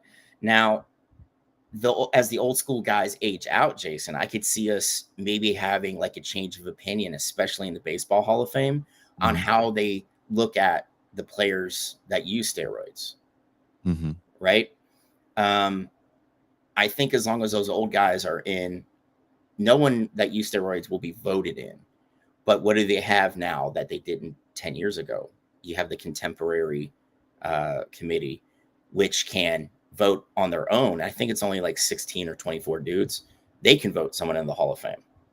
Well, are we going to look at this stuff differently as our attention goes further and further away from the quote unquote integrity of the game, which I think is a lot of bullshit, but it goes further and further away from stuff like that. And it's not just about betting. Gambling in sports is sports right now. Yes. Gambling is bigger than sports. All the analysis I hear revolves around gambling. Even draft analysis I hear for football is about what's the over under on how many games Caleb Williams is going to play. Yeah. That's not football talk. That's Vegas talk. And if you listen to people that have Vegas talk, you are not listening to sports people. You're listening to handicappers disguised as sports people. Yeah. Yeah, absolutely. And I mean, that's the thing though, is I think with sports betting being legalized in damn near every state, like it's going to happen within the next 2 years that all 50 states have legalized sports gambling, right? You're going to see the changes in opinion on performance enhancers, because what are some of the prop bets? How many home runs is this guy going to hit in this series? You know, how many tackles is this guy going to have in this game? You know, it's like I said, I am not in favor of, you know, in contact sports for having any kind of anabolic steroid use. I think it's just too dangerous, right? But I don't think a lot of Americans feel that way, and I don't think they give a shit if these guys are roided out of their mind. As long as they can watch them on the field or on the court or on the ice, they're fine with that. I think as the boomer generation is dying out, and they're no longer looked at as like hurry up, boomers, hurry up. of like the George Will attitude of baseball and sports in general is kind of dying out, and you have what I would call more like the Gordon Gekko mentality to everything. Greed is good. Yeah, I believe that we're seeing people be way more accepting of the idea of performance enhancing drugs, mainly because when you look at the field, when Ben Johnson broke the records, 9.79, the record is 1912 and it's 10.6. Yeah. It took from 1912 to 1988 to take almost a second off. And it took someone that was on, you know, a lot of different things. It wasn't just anabolic. It was the human growth hormone. It was a bunch of stuff he was using. But man, Ben Johnson was fast. Carl Lewis popped hot. Everyone in that race, except for one person, had popped hot at one point in time. Lance Armstrong and the Tour de France, the top 39 finishers, all popped hot. Yeah. When I say that, am I Or can we admit that if everyone's doing it, then no one's doing it, then it's all level? Yeah. I mean, and that's the thing. I equate our cycling with Formula One. The teams that are the most successful are the ones that skirt the rules the most. But then you have the team that is owned by like the guy that just uses it as a vanity thing. Like I own an F1 team. I own a cycling team that takes part of the Tour de France. But the thing is, he doesn't have the money to skirt the rules, so they suck, right? And the thing is, those are the guys that yell and scream the most about, having an ethics in the sport, right? So, it's odd that way, that we have kind of that, the way I describe it, but it's true. Like, don't act like Lewis Hamilton driving for Ferrari, that car's completely within spec. Right. And let's not act like the most successful cycling teams are not like juicing out of their minds. Like blood doping. It's whatever you want to call it. It's the Yeah. same thing. It's the same thing. If you want to call it cheating, right? It's all the same shit. And I find it fascinating that, these writers write these scathing books. It's like, look, man, everyone's doing it. Yeah. Yeah. And Sean, dude, here's the thing. I hate to tell you this. You know what Americans love most? The circus. Oof. Right? We love we have to be entertained. And the thing is, 20 years ago, we were getting the bread and the circuses part, but now we're just getting the circuses. And well, in the statement, he goes, "Who wants to watch a collection of cheaters?" And it's back to this idea of cheating. If you watch baseball and saw sign stealing, that's cheating. And if you say that's different, then you have your own definition, and then you just live in your own world of your quote unquote truth, which is kind of, at that point, all that matters is what you think. I mean, some people look back and say, I long for the good old days. And when Charlie Kirk says it, it's because he wants to beat his wife and, import the cheapest and not have her be able to say anything about it. Like, yeah, the good old days when this bitch couldn't have a bank account. Right. Yeah. When Sean says it, he just wants baseball from the 60s. Or he just wants to understand the stats. Yeah. What the fuck is a whip? Just give me an ERA, win-loss. Sean's over there strikeouts to walks. I don't give a fuck about a whip. Sean's on his couch right now and is like, fucking analytics ruined this game. It wasn't steroids. Sean goes, is everyone cheating? Yes, everyone's cheating, Sean. If you play at an elite level, you've done something. If you got into an elite level of anything, you have done something that is not in the rule book. Yeah, and Hunter brought up a good point. Given the financial stakes, it's difficult to imagine a world where most people don't cheat. That is kind of my point about the whole steroid thing. You can't talk about any of this without talking about the financial stakes. And it goes back to, what do we do to get up in the morning to do our job that we have to do because we don't want to be homeless? Yeah. Or maybe we are homeless and say, what do we do the job so we can have a little food in our stomachs, right? We take.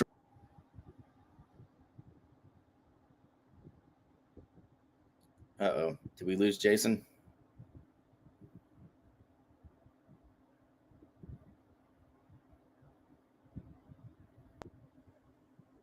Yeah, you did.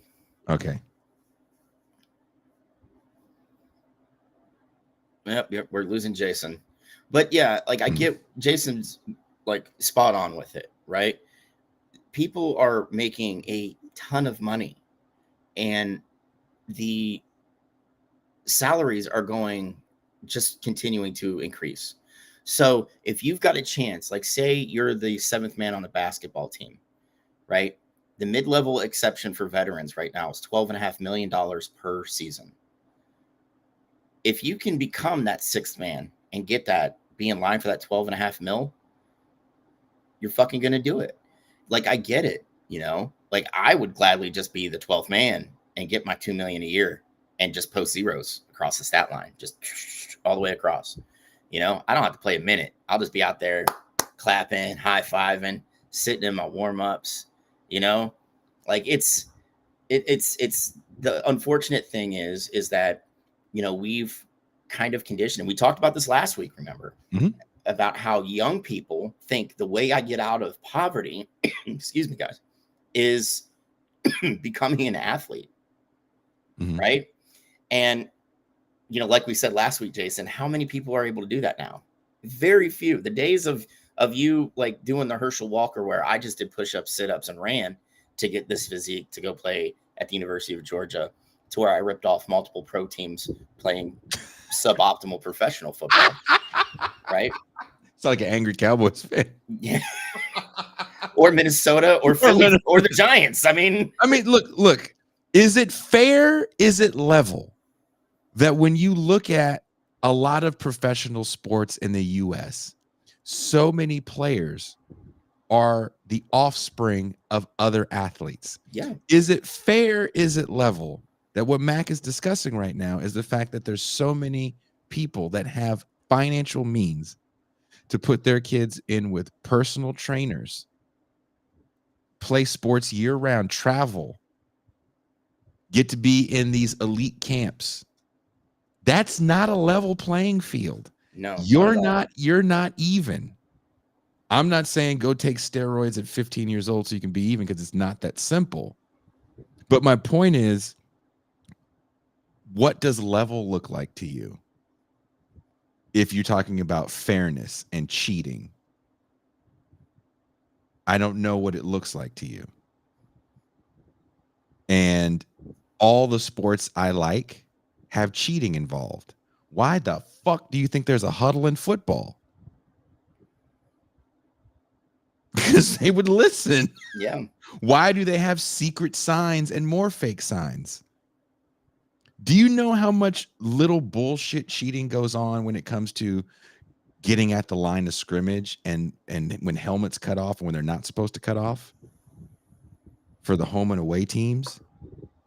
Even that was a cheating mechanism that Paul Bear Brown started. Yeah. I mean, and here's the thing, right? This is the kicker in all this. Like, the idea of fair, right, is so ingrained in American sports. I'd say especially American sports. But what do we preach on a day-to-day, kind of steering this into a critique of capitalism? Mm-hmm. Do whatever it takes to get ahead, right? Yeah. Yeah. So how do you unthread that, right? Declaring I want fairness in sport, but in my everyday life, no. Right? it's a very weird dichotomy, right? Mm-hmm. And like that is a funny way to put it, but it's exactly how it is. And it really, I think, is cemented by those old school sports writers, you Mm-hmm. know, the ones, and this is why this is my biggest beef with a lot of these old school sports writers, right? That grew up covering, you know, a growing NBA, MLB, NHL, NFL in the 60s and 70s. They completely shit on the secondary leagues that sprouted up, like the ABA, the WHL, Mm-hmm. you know, just shit on them. Well, why? Why did you shit on them? Well, the ABA has a 3-point shot, and that goes against the pureness of basketball. Mm-hmm. No, bro, it actually made it more exciting. There was a reason the NBA in the 60s and 70s was the least watched of the big four. Yep. Because it literally came down to somebody running around the court, dribbling, trying to get it inside, where you had 10 people just elbowing each other in the face.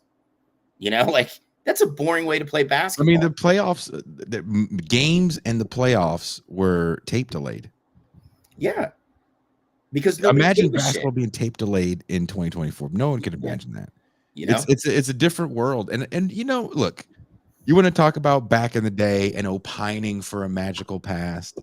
I'm not going to lie about something. So I'm on social media a tad, and my social media feed, I think because of this show, is really odd. Dude, And there's Jason, a not to this interrupt you. weekend. Yeah. Since we've been doing this a little more often, I'm getting Yeah. the weirdest people following me on Twitter. And I get DMs like, how do you guys like watch sports, but you're a commie? Like that isn't that Oh, antithetical? word! You get called like some sort of a bitch ass. Yeah. And I'm like, Oh, interesting. I was Okay. like, bro, commies love sports, man. What are you talking about? You know what else we love? Hanging out, Yeah. talking shit. Tell Eating them to go good, watch Reds. eating good That's food. Yeah, Just like, like a lot of fun shit. yeah, You know, we don't like being miserable. That's not fun. No, like I get that every day in life. In the few moments I get to go have fun, I lean into it. He's like, this dude was just blown away. Just blown away. Like, I hey just never man, heard of a commie like in sports. Well, I don't know what to tell you. dude, I actually asked him, I'm like, how many communists do you know? Well, my kid's one and he sucks. Yeah. I sent him off to college and he came back a commie with a liberal arts degree. You're like, well, hey, maybe your kid is gonna make the best mocha of the world. I mean, dude, I've realized it can't be hard to make coffee because Rudy Giuliani is hawking coffee right now with his face on the bag. Oh, that's where we are in the story of America. Mm-hmm. Yeah. It's upsetting. Kush, like I've been told, the more miserable you are, the more communist you are. Well, Kush, you'd be right. If you frown enough, the revolution comes. You didn't know that through snark we will win. We will defeat the capitalists through snark. Through snark and dick and fart jokes. Look, I was watching This Week in Baseball. Are you old enough to remember This Week in Baseball? Yep. I loved This Week in Baseball. I was the kid, and I'm sure people watching this show were like this. I would get a pack of baseball cards and I would collect them and I'd organize them by team. And every so often I'd lay them all out and see which ones I had and which ones I needed to complete the set. Did you do shit like that too? Oh, dude, all the time.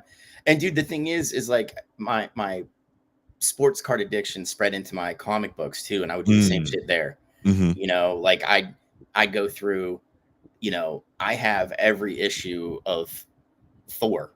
Because that was my dude growing up. He's still my dude now. When Thor became a woman, she was my dude. She was my dude. Right? You know.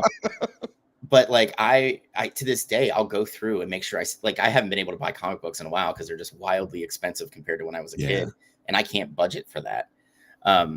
But for like the first 750 issues, I'd go and make sure I had all 750. Right, I had to. And I'd go, phew. I mean, that took about 9 hours out of my day, but I got them all, you know, yes, you know. But I would do the same shit with my baseball cards. Like I'd look at like the Cleveland roster and be like, okay, I got my starting five, I got my relief pitchers, and I'd be like, oh shit, where's Jerry Brown? Where's the governor? I don't have the governor, you know, like, and then I'd go to like card stores and be like, hey man, do you have like an 89 Jerry Brown upper deck? And they're like, yeah, it's like 32 cents, man. You're stressing over that card? Yeah, I need it. Give it here. Oh, yeah, dude. You know? I thought I was going to pay for my life with my Will Clark rookie card collection. My father, who for years until much later in life, he got a really good job. I think this was before my brother was born. My half brother was born. He took me to there was a big baseball card convention in San Francisco, and the ultimate thing for me was the 1986 Topps Traded set. Was that the one with the wood panel? Like it had the wood paneling. Okay, so that was the wood panel year, but that was the year before the wood panel year, and that was the year where they had the Olympic team, which was Will Clark, Mark McGwire, Dan Plesac. Wasn't Clemens on that Bobby team? No, he wasn't. No? He wasn't on that year. But they had Barry Bonds was a rookie that year. But you know, it's that set. It was the Topps Traded set, and it was like the ultimate thing. I was begging, and I couldn't get it right. I'm not going to pay. I think it was like $30. He's like, I don't have $30. It costs $5 to get in here. I don't have $30. He's upset that you even brought him in there. It's like, nigga, I brought you to look. Don't touch a thing. And what my dad dug was the fact that he didn't know that there was going to be like famous people there. And all these athletes are there. Herschel Walker was there. Tony Dorsett was there. Right. And all I cared about was the Topps traded set. And did they have any Will Clarks? And I couldn't even get an autograph. I think there was a free autograph my dad got, and I can't remember who it was randomly. And sadly, that man can't remember. Yeah. That breaks my heart, but because he would love to yell at me about it. He's still the one thing he does remember is that he bought me Voltron that same year. He wants me to he reminds me of that every time I see him. I'm like, nigga, I was 9. I'm 46 now. I can give you the money back. That man's gonna be on his deathbed, and he's gonna look at your brother and be like, "I love you."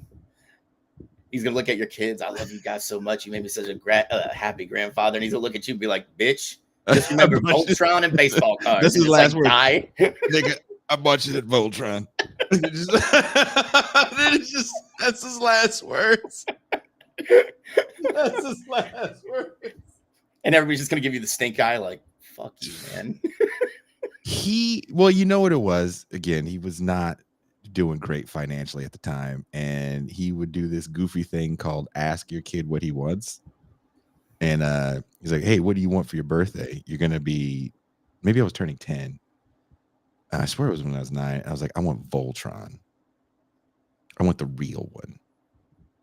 Like, the one you had to put together." Yeah. It's like yay big, with the lion heads on the arms that shoot off. I wanted that, and he saved for a year. He saved his money for a year and got me Voltron. He saved his money and took me to a baseball card convention where I think I might have spent $4 on Will Clark rookie cards.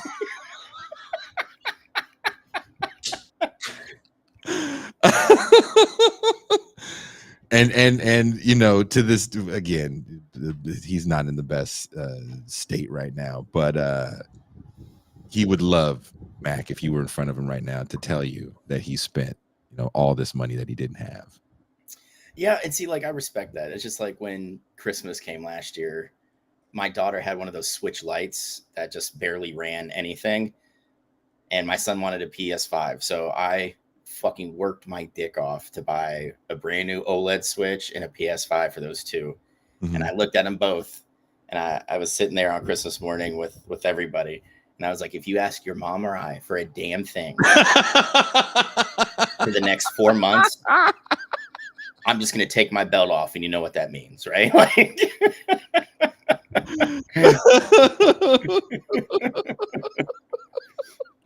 oh, I just noticed this comment from Connor. It's a shame kids are going to memorize stats by going on Baseball Reference instead of through their baseball cards. Connor, I get it, Connor, but I'll tell you right now, as a writer, having Baseball Reference is so much easier. Dude, though, every stat I know now, remember, is from looking over and over and over and over again. Yeah, dude, like stat memorization and like that's all like it's like a muscle memory thing. You have to keep going over them over and over so you remember the fucking things. It's like when people are like, how is it you forget your birthday, but you know all the words to Miss Fat Booty by Most Def? Like, because I've listened to that song 11 billion times. Right? Like, and looking at those cards, I remember where everybody was born, what school they went to. I didn't give a fuck. I didn't know shit. You know what I mean? Jason, what's the capital of California? Oakland. I don't know. John Elway's the MVP in 1987. Go fuck yourself.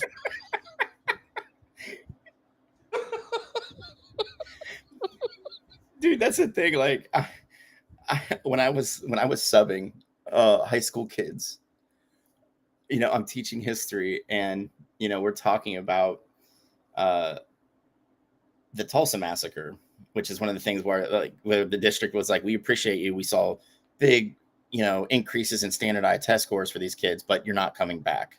And I was like, well, why? Well, you talked about the Tulsa massacre, and they put air quotes around it. And I'm like, it happened. Yeah. And they were like, well, and then all these labor issues. Well, it's kind of important to American history. Well, we just need you to teach the curriculum. Well, I did. That's how they did better on the standardized tests. But if you want me to teach the curriculum, I have to teach you the occurrences that fed into the things that happen that you want me to teach on the curriculum, right? But I had this kid, and I'm like, does anybody know about Black Wall Street? And one kid piped up, and he's like, it's in Greensboro. And I was like, that was the one on the East Coast, but there was one out west in Tulsa. And I proceeded to, start teaching about it. And this kid goes, Tulsa, that's in Oregon, right? And I was like, it starts with an O. You're almost there. I was like, dude, did you not take any geography courses? He's like, oh man, I didn't pay attention to any of that shit. And I was like, okay, fair. But yeah, man, that was probably the most fun 3/4 of a school year that I had, because kids were actually receptive and they were asking questions and there was constant discussion, and they did the readings, which I was shocked. I kind of ran it like a college course where they wrote more so I can see that they digested the information. And there was a lot of discussion, which was great because these kids didn't know any of it. And they were like, I never heard of this. And I'm just like, yeah, dude. But yeah, the school district was like, you made some people uncomfortable. And I said, you mean I made parents uncomfortable because the students weren't. And essentially the principal was like, well, yeah, but if the parents complain, you're just a sub. So, oh, wow. Thanks. Thanks for calling me just a bitch. I appreciate it. I was like, all right, man, I'll go fuck myself. That's what I'll do. And he's like, well, that's education, even in the higher education world, right? Oh, yeah. Your tenured position. We got adjunct. Dude, my favorite professor at Pembroke was an adjunct for 4 years, and Pembroke is where he got his undergraduate degrees. Like, I was going to say something I won't say, but there's a lot of people in this podcast world that are adjuncts. Bro, it's like, I don't understand how you could. I'm sorry.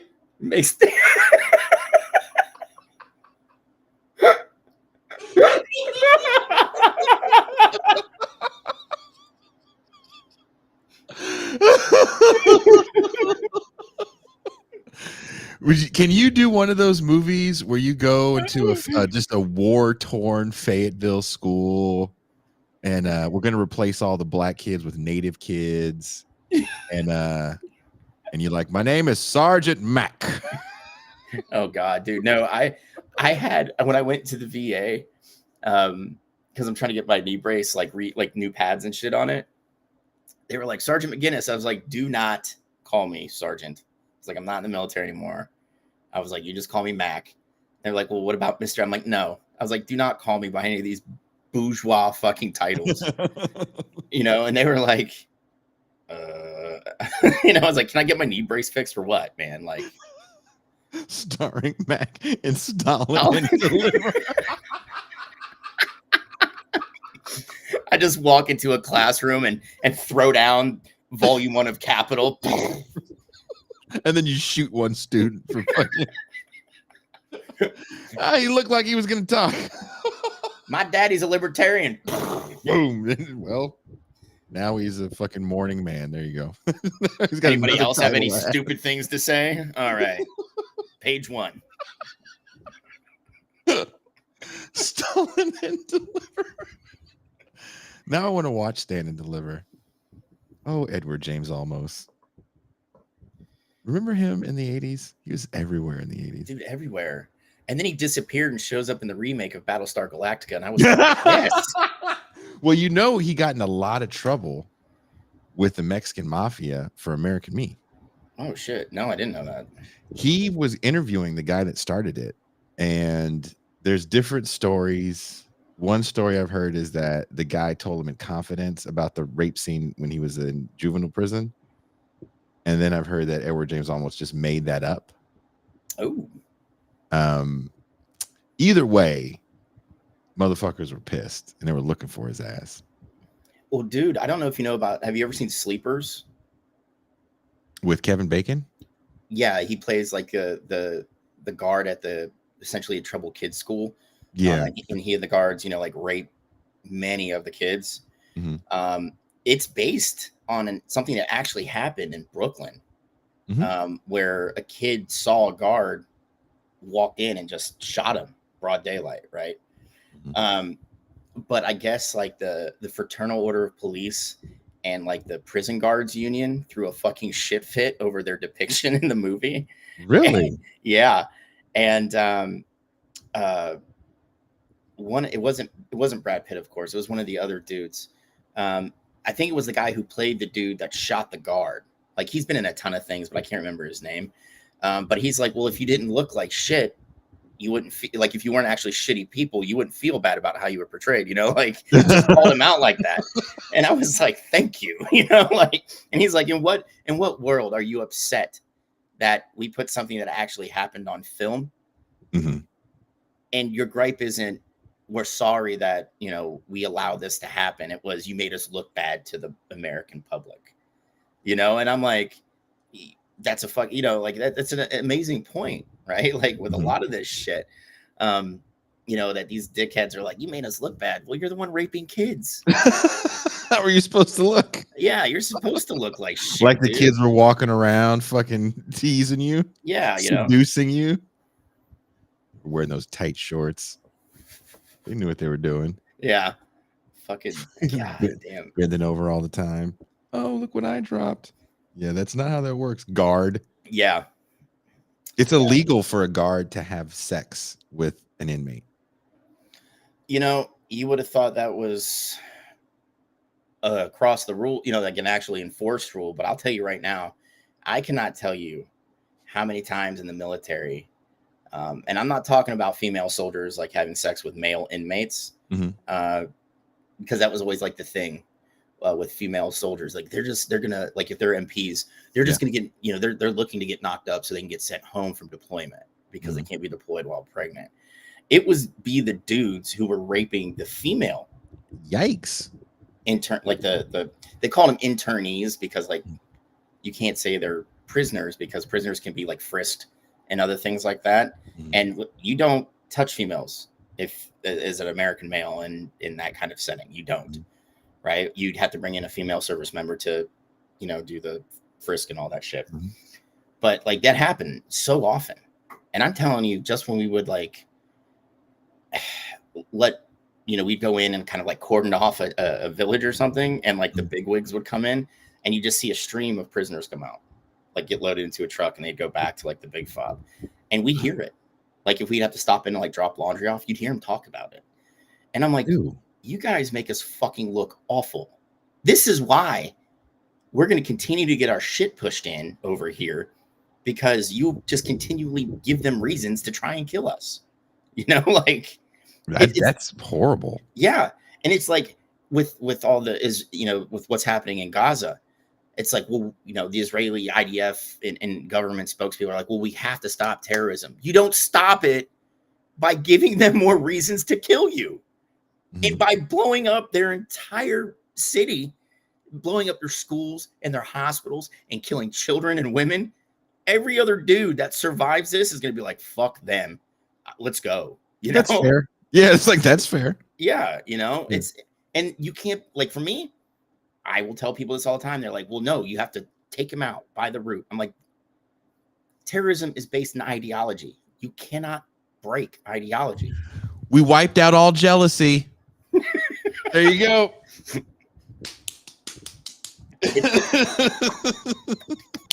Envy. Everybody got foot massagers. Yeah. You know, and it's just, I mean, that's the thing, Nuri. Don't ever bring up the Northern Ireland peace process going into Good Friday, all the things that happen, and tell someone who just has a hard on for Israel to look at that as an example. Because they're going to be like, nope, no. You know, and they will too. And it's just like, dude, you don't realize that this was decades of back and forth through back channels trying to figure this shit out. Yeah. You could have been doing that, and you chose not to. You just think, I'll drop bombs and fire artillery shells and tank shells into heavily populated areas, and it's going to make terrorism go away.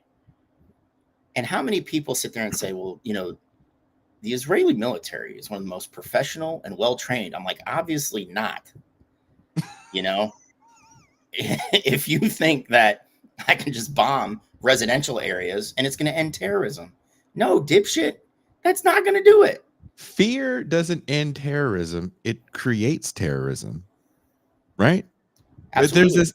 But there's an idea, and I don't, I want let's probably maybe we should end with this. Another episode ending Another downer. episode, right? There's this idea that like terrorism is finite, and it's just select people, and if you get the select people, then you win. And it's like that's not how any of it works. No, How? no. And the thing is even if you don't have the experience with it that I do, right? Mhm. And I didn't have it on the strategic level, the big picture level. I just had it at the tactical level, the micro. But the things we did positively, right? When we went into villages and we talked to the village elder and we'd say, what do you guys need? What is something we can get for you that the Taliban gets for you, but we can get it for you maybe cheaper or more volume, right? Mhm. And for them, it was water. We need water to water our fields so we can farm and take it into Kandahar and sell it and make money. Bet. What do? We got 2 CB units out there, dug 3 wells, so they didn't have to depend on because like what they would do, Jason, is they had these huge ravines and the Taliban would block them. And for you to have access to it, you'd have to pay them, right?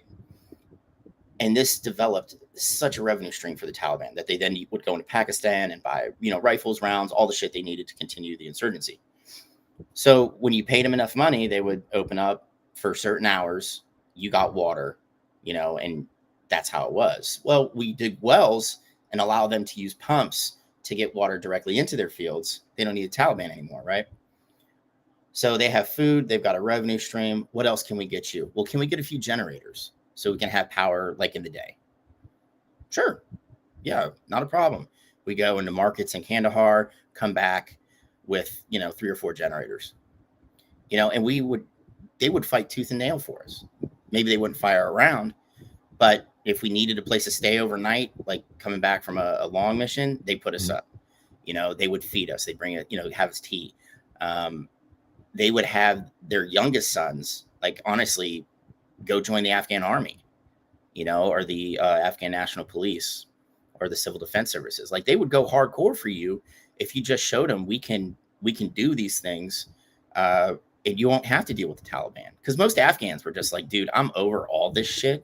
I really don't want you guys here. I really don't want the Taliban here.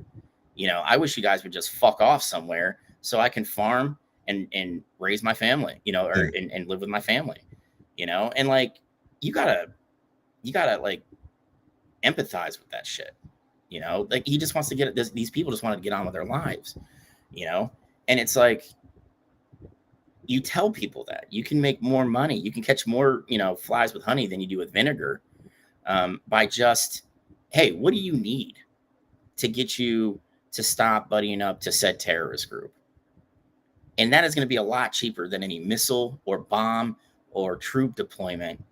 Like I'd like to know what the Israeli government's thinking when, Netanyahu and all the other assholes are like, we just need to push every Palestinian out of Gaza. Okay. That's horrific because you want to dump them into the middle of the Sinai desert where there's nothing, right? But for you there, Israeli government spokesdick, you think you're going to rebuild that strip of land cheaply? Fuck you, you're not. You've knocked out everything. Sewage, hospitals, schools, everything.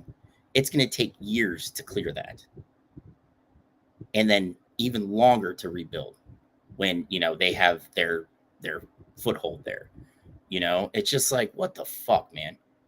They're using this as a, they've said it's cheaper for us to do it this way.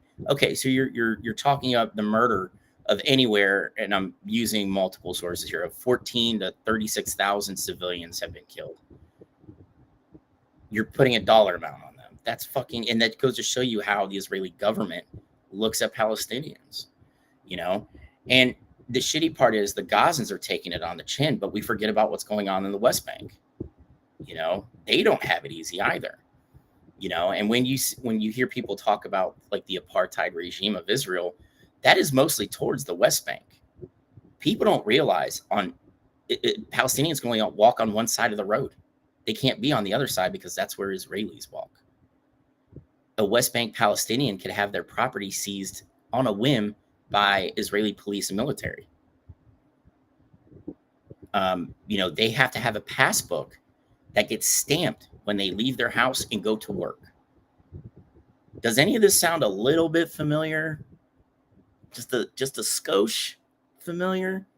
It's literally the American South in the antebellum period, and in the years after or leading up to the end of the war for freed blacks, even up north. You know, like this is history repeating itself in an awful way. And I'm really tired of how brain dead and apathetic a lot of Americans are when you say, because I say Palestinians have a right to exist, doesn't mean that I think all Jews should be killed. It's not either or. And so many people are like, it absolutely does mean that. If you are pro-Palestine, you are anti-Jew. And I'm like, I'm not anti-Jew. I am anti-Israel. And that is totally different. Because there are more Jews that do not live in Israel than live in Israel. I don't know, man. Hollywood would look a lot different if we were anti-Jew.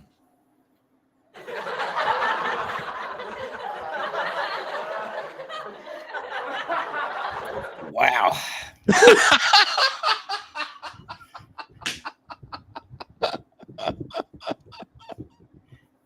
You know, I apologize for everybody for that rant, but it's been, this shit has been building because I am getting so many people that come up to me because I have this shirt that says "Feck Nazis," and they're like, "Well, what do you consider a Nazi?" I'm like, anybody who adheres to the Nazi party ethos, and I was like, that includes neo-Confederate supporters, and they're like, "Oh, so just anything can be?" And I'm like, "No, there's left and right limits on how these people think and what they believe in.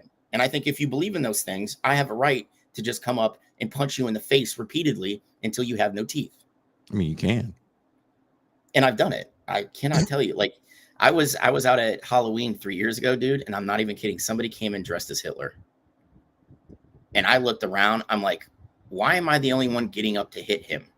And he looked at me. He's like, "You're really going to hit me?" And I was like, "Yes." Just fucking cold cocked him. And I stood above him and I was like, on what fucking planet do you think that this is okay?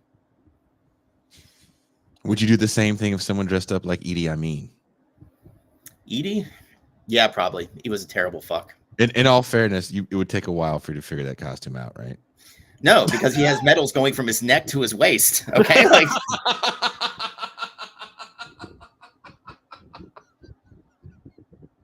Right? Like, I mean, and let's face it, anybody who's going to lean into the Idi Amin costume has to walk in and say, "I am the vanquisher of the United Kingdom and the last king of Scotland." And then immediately I know, yep, that's Edie, and I have to go up and hit him now. What if, is it worse if it's a white person in blackface doing it? Well, let's be honest here. The only person that's going to rock an Idi Amin costume is going to be a white person in blackface. That is the God's honest truth, right? God. Someone said dude could rock a kilt. Yeah, he had to pin the bottom of his metal rack to his ball sack because he just had so many. Just What if someone came as Baby Doc? Would you be? Oh, dude, I hope it's a couple's costume of Papa and Baby. Papa and Baby. That way I can hit them both. What are you for Halloween? We're the Duvaliers. Don't hit my wife. Fuck her. Well, your wife asked for it, dude. I don't know what to tell you. Who the fuck would dress up like that? Oh man, like it just shocks me that this country just leans into the free speech shit so much to the point where like fascism is in vogue, and I'm like, what the fuck is wrong with you people? I think people don't know what it is. That's what Norm Finkelstein was trying to say when he made that comment that these people would fall for fascism, when he was talking about going to the Mars Review of Books and saw the gooning, or the not. He didn't see. Well, let me slow the fuck down. Feel bad for Norm if he walks into a book review and there's people just.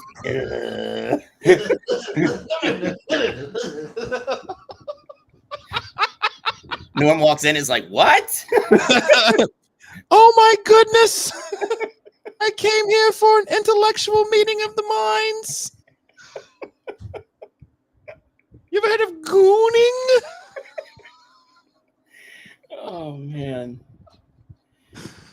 God, this is gonna be like the one sports show that he watches, and he's gonna call us one day, just fucking let us have it both barrels. I'm just gonna sit here with my head down. I'm very sorry, sir. You watch Norm show up in DC. Norm just show up in DC. Just throw hands at us, Jason. He just hits us with a 2-piece. Rather traumatizing to see that many bourgeois Jews.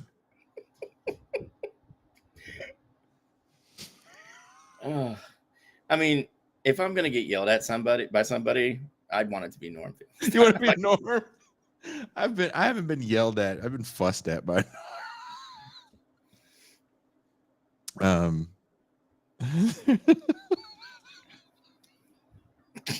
So he didn't walk in on a gooning exposition.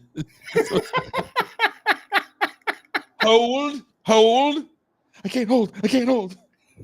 Quickly, someone squeeze his testicles. Norm walks out and just gets blasted in the face.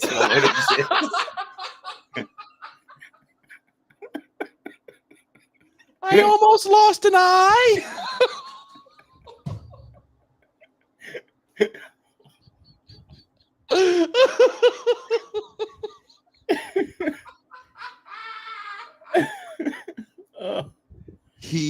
Someone wrote a paper about gooning,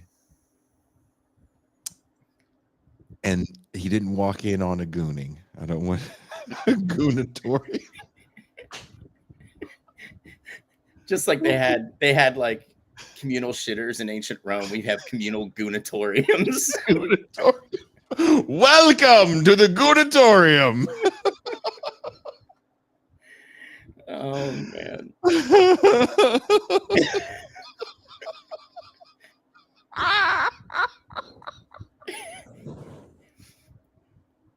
I mean, they wrote an actual academic paper on gooning. Yes, that's why he was upset. He was like, these people are cosplaying revolutionary. They're trying to look shabby when they're not shabby. They go to elite institutions, and this is what elite institutions are producing. This fuckery, and these are the people that will fall for fascism. That was the goonatory. Plural, the goonatoria. Complaining how he hasn't been yelled at recently. For the next birthday, Jason's going to ask Norman Finkelstein for a Voltron. I should. He's blowing up now. Bro, yeah. Be like Norm. Hey, be a bro. Jason needs a new Voltron. I do. I sold the parts on eBay because I shot the heads off as a kid and I couldn't find them. And then I broke you know how he had the Black Lion kind of had these like wing things. Maybe you remember, maybe you don't. And one of them broke off. So I no longer have that Voltron. Yeah, Dr. Claw asked the Matchbox Voltron. It was the Matchbox Voltron. That's the one I had. The die cast. It was metal. It was heavy. But you know what? I have a friend here who is from, well, he's a deportee, but his mom kept all of his toys. Oh, and he would I think he was one of those people that bought two, and we're the same age. I would have never thought to buy two. Yeah, one to play with, one to keep packaged up. First of all, I didn't have them. Again, my dad's talking about Voltron almost 40 fucking years later. So there was definitely not enough money in the Myles family budget to buy 2 of anything. Jason had to wear mismatched shoes because they can only get a left one year. Dude, I like unironically, my school shopping for high school was at thrift stores. Oh, dude, I lived there. You know, like my brothers would get the new stuff, and I would go to a thrift store because like I had jobs, so I was like I just buy my own shit because I know it's like growing up poor. Mm-hmm. And dude, I had the same pair of red Chucks and black Chucks for, I'm not even kidding, I bought them like 3 sizes too big when I was like 11. Looking like Ronald McDonald. Oh, yeah. And I wore them all the way through high school when the black pair finally the sole just separated from the rest of the shoe. And I was like, well, did you have to get new ones? I think I said this on this show. I don't remember. Do you have a shoe store where you're from? We have one where I'm from called either Copeland's or Big Five. Did you have that kind of same? It was like a sporting goods / shoe store. And in the front, there had this table of sale tennis shoes of like previous years, Nike, Adidas, Converse, all this stuff. So the new shit would be on the wall, right? All the good shoes you wanted were on the wall. And then the table had all this old stuff. Dude, I'm trying to think. Did you have a place like that? Yeah. And my mom, when in the off chance she would like have to buy me shoes, we'd walk in, go right to the table, and she's like, you go nowhere else.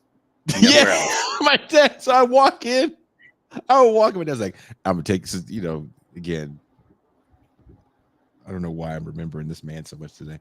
But we walk in and I go straight for the wall. With no business going for the wall. No one in my family is going to the wall. Your dad's like, no one in the Myles family can. My mom is like knee deep in an addiction. I'm definitely not going to. She doesn't even take me to the mall. And my dad can't afford this shit, right? And so he goes, no, anything on the table. And so kind of like what you're talking about, where you get the shoes big enough. I had a growth spurt going into high school. Oh man, you were one of those unfortunate souls. I had a growth spurt going into high school, so the shoes I got in 8th grade, my dad was like, "Nah, this is what you got for high school." I was like, "Word? Like this?" So I'm about to walk into school, like, all right. And I had grown out of the shoes, so my toes were that motherfucker like balled up fists, right? The shoes I had, Mac. So I had these Magic Johnsons. Oh. So he's got AIDS by now. By the time I get to high school. Oh man, you're getting it both barrels at school, aren't you? And I had some Andre Agassiz. Oh my gosh. Oh. Do you know what it's like to go to school with AIDS shoes in 1991? Oh, I know what it was like to go to school wearing British Knights.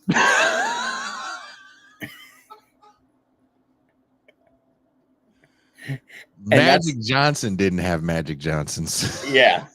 And it's like people forget, like in the early 90s, that's when like Fila was like super popular, and I wanted some like high top Fila sneakers, and my mom's like, over my dead body, here's some British Knights, and I'm like, oh my god, I don't know who Luca DeCola is, but you have the Jason had the AIDS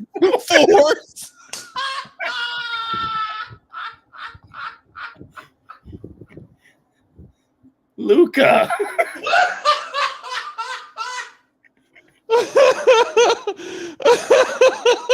Oh my gosh.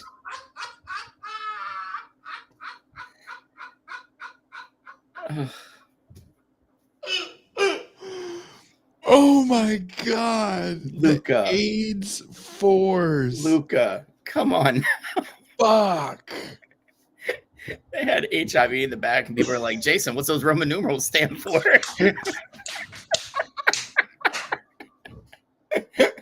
Nobody wants to fucking hang out with you in the lunchroom. Like, oh, let's motherfucking them AIDS shoes. And I couldn't flip back to the Agassiz because the Agassiz were even tighter than the motherfucking Magic Johnsons. And they were white. They were big. Okay, this is before Air Force. You know what, Mac? I'm going to find a picture of these shoes. Magic Johnson AIDS Force. You know what we got to do, Jason, is we both find a pair and wear them in DC. Dude, I bet we can find it for like $5. Oh, dude, Magic Johnson. What were they? Converse? Were they Converse? I think they were, weren't they? Magic Johnson shoes. Were they like 1991? I guess was that the year? Oh. Dude, I still Luca. That was. Oh, I had the black ones. Someone selling them on eBay. No fucking way, dude. No way. Someone's selling them. They're baby shoes, though. Well, you're definitely not gonna fit your foot in those. There's pictures of them, but they don't have the ones I had. I had these black ones. Oh, okay. Here they go. Here go these shoes. There's a picture of them right here. I'm going to share the screen. Good Lord, Prairie, you got a giant foot, bro. Prairie has a massive foot. Yeah, you know what they say: big feet, big shoes. That's it. They just say, "Hey, you slew-footed fucker." Oh, maybe my that's gosh. just what we say. Maybe we just say mean shit about your feet. So these are the shoes right here. These black ones. I had the black ones. Oh man. And my feet, they were 8s, and my foot had grown to a size 10. Ooh. So they were just like Prairie said, he went from 12 to 14. So your toes are just fine. And I walked to school, which was about 4 miles from my house. I'm surprised you don't have like your feet don't look like the traditional Ballerina's Chinese foot binding. Betty Pretty. You know. Golly. And dude, that like brings back like so many bad memories of like being broke when you start like realizing like cool shit, you know, and you're just like, I want some cool shit. Your parents are like, nah, man, no, you get no cool shit, you know. And my mom's like, you know, at least you have shoes. And I'm like, Mom, don't even say you didn't have shoes.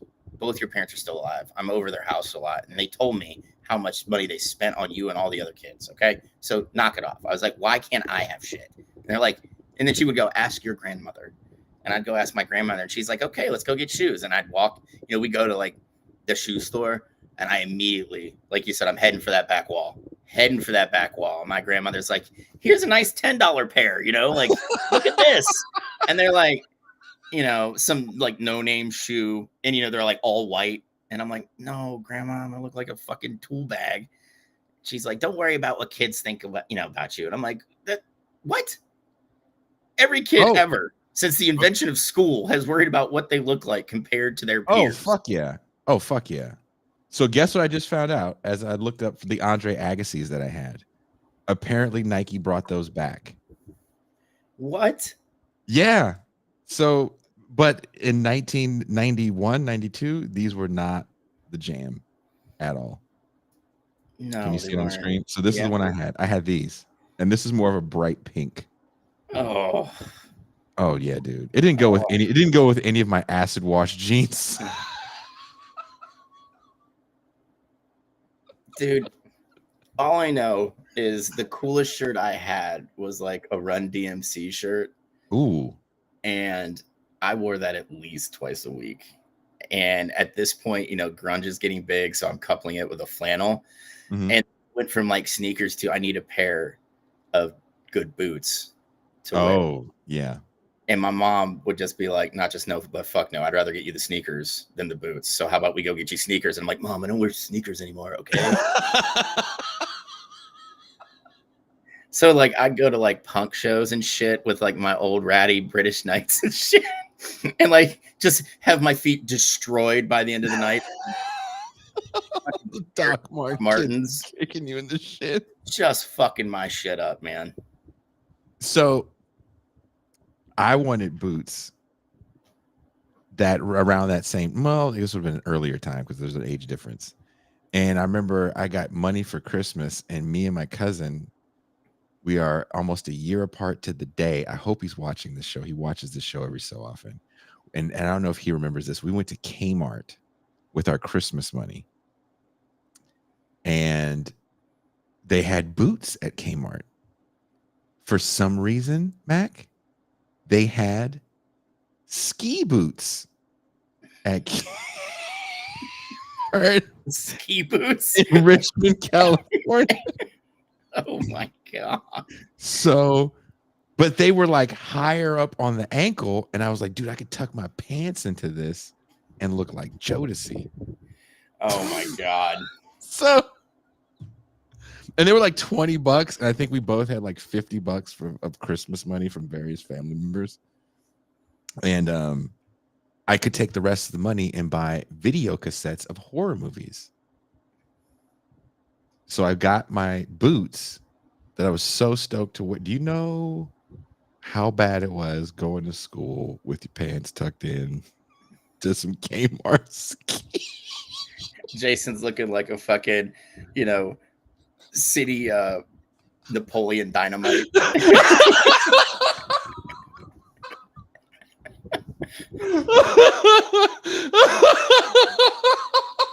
He's pulling tater tots out of his pocket, just like.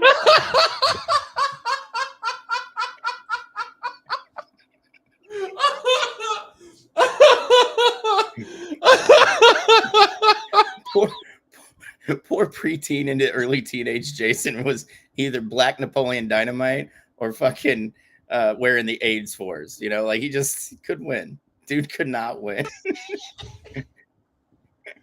Just whatever you could do. Oh man, dude, and that's the thing. Like, I don't care what time frame you were born in. You as a kid, if you were fucking just on the struggle bus financially, you would just walk past stores and look longingly into the storefronts like, if I could only have that pair of sneakers. Yeah. Just that pair, my life would change. And your mother like looks at you and she already knows what you're thinking. She's just like, no, it'll never happen. And like, I'd be like, Mom, one day I'm going to have a job. I'm going to get my own sneakers. Ha!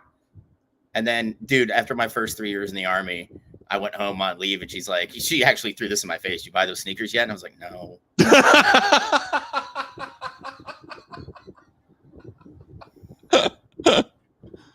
I didn't realize there'd be such a black market for old fucking Jordans, like.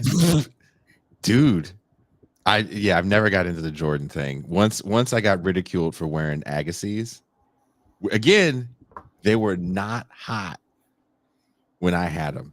Bro, like it didn't matter how cool Andre Agassi seemed, okay? He still played tennis, right? Like you weren't wearing a tennis player sneaker. It's just no. I mean, now you can and be fly, but Napoleon Dynamite with acid wash jeans and the AIDS force.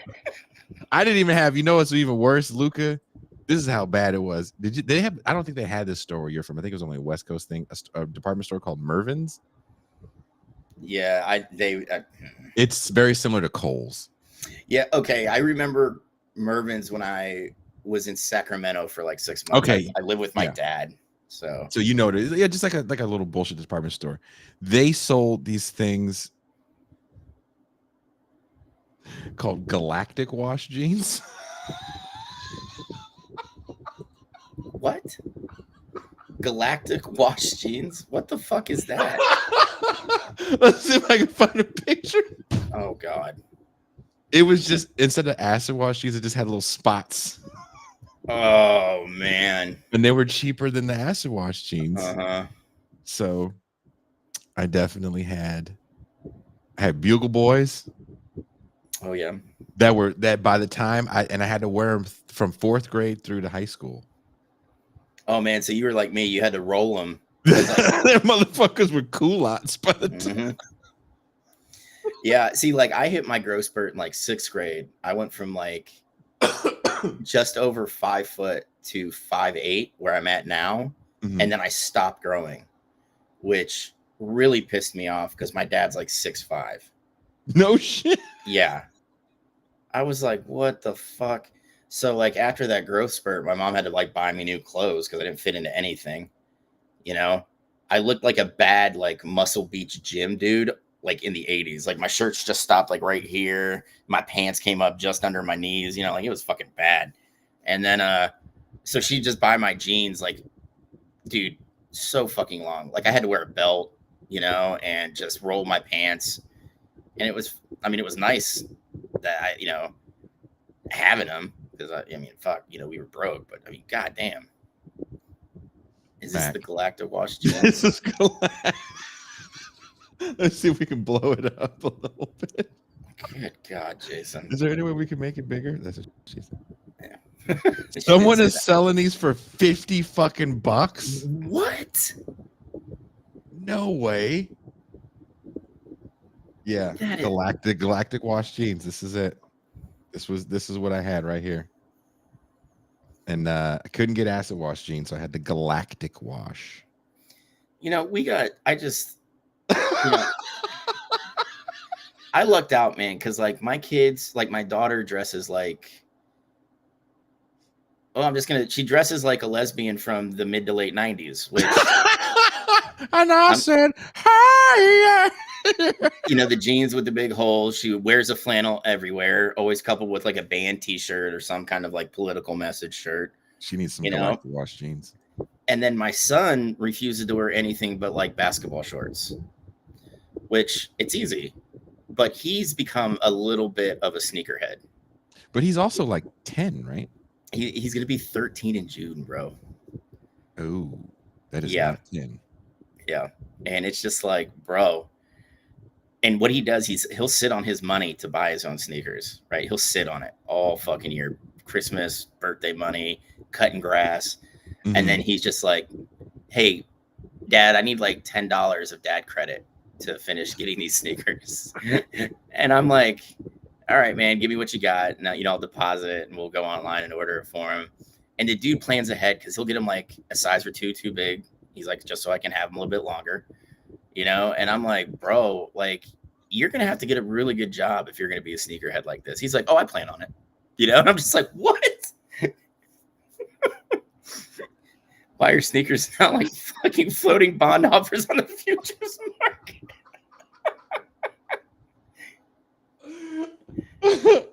That's true, Kush. That's true. Everything, because everything is hyper capitalistic.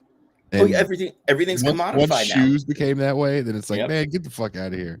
Sean Moon has clowned the shit out of me, and Sean Moon is one of the motherfuckers that would have made my life hell. E-Boost with Galactic Wash jeans carried as Voltron. That's Sean Moon. You are the reason why I cut myself at night. You're the reason Jason's taken to intravenous drug use. Sean Moon is the reason I fucking cry myself to sleep. Sing Sade songs. Sean Moon is the reason Jason really became a Sam Darnold fan. Oh, you know who never had ski boots or Galactic Wash jeans? Sam Darnold.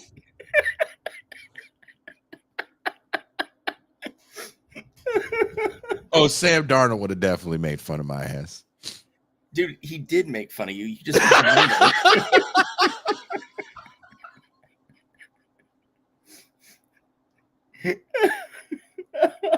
Sam Darnold was in grade school, driving past you when you're in high school, and he's like, "Oh, goddamn." His mom looks in the back. Samuel, we don't use the Lord's name in vain. Sorry, Mom. I don't know, Mom. God really fucked up with this one. Look at the jeans. Why his jeans got chicken pox? Why is he 15 and he's got a Voltron sticking out of his backpack?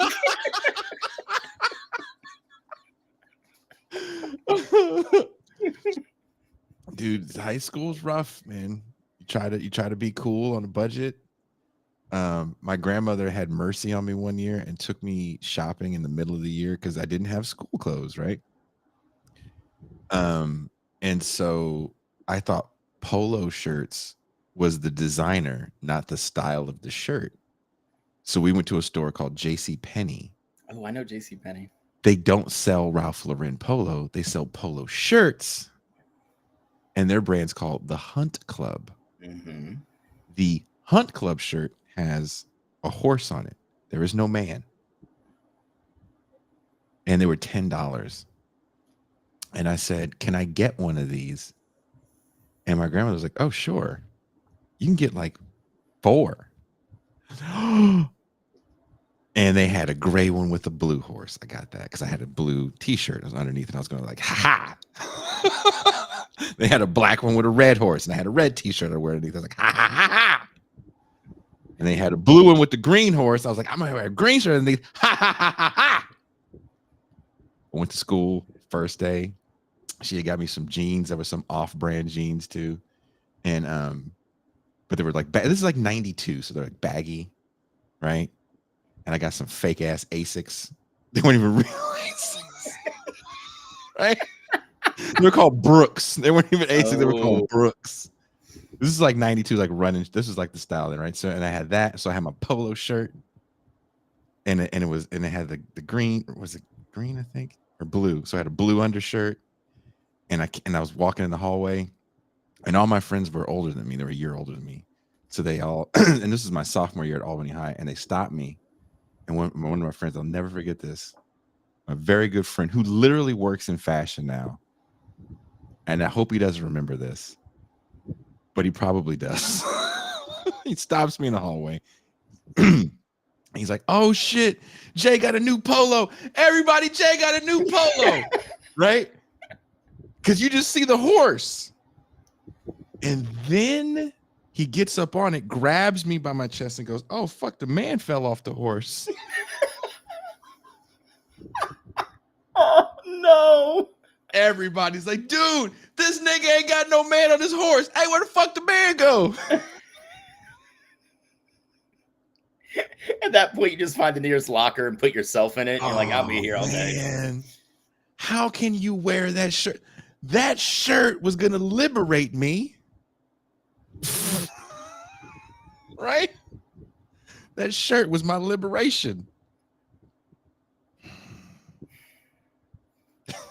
Hunter is right. Destroyed in seconds. Mm-hmm. I couldn't wear that shit. And how do you go back to your grandmother and say, hey, we got the wrong polo shirts. We need to go get the real polo shirts. And she knew what I thought it was. My grandmother had sense. She had style. She was like, no, I'm not spending that much money on you. You can get a job and spend it on yourself. Nigga, you got all fired up for that shit. You better make it work. Oh my gosh, dude. That just the 90s were capitalist consumer hell. Oh god, yeah, because it was just so Riv, come on.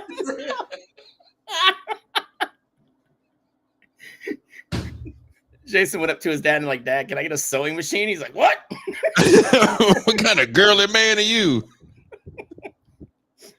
No, my father would have just laughed at me for oof. No, that's rough times, man. Hey, this turned into like the Flame Jason hour. That's fine.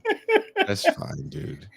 It's not. Hey, it's not like I haven't heard it before. Yeah, I mean, the thing is, it's like, especially when you're poor, you hear it all. Like, oh, dude, no one would take me home. On top of that, because this same time, so I was living with my father, and he lived in a way worse neighborhood than my mom in Richmond, California. And this is the 90s. This is like when shit's jumping off, motherfuckers is getting shot. Like, it's bad. And I don't live in the city I go to school in. It really is one of those Michelle Pfeiffer movies. I live across train tracks.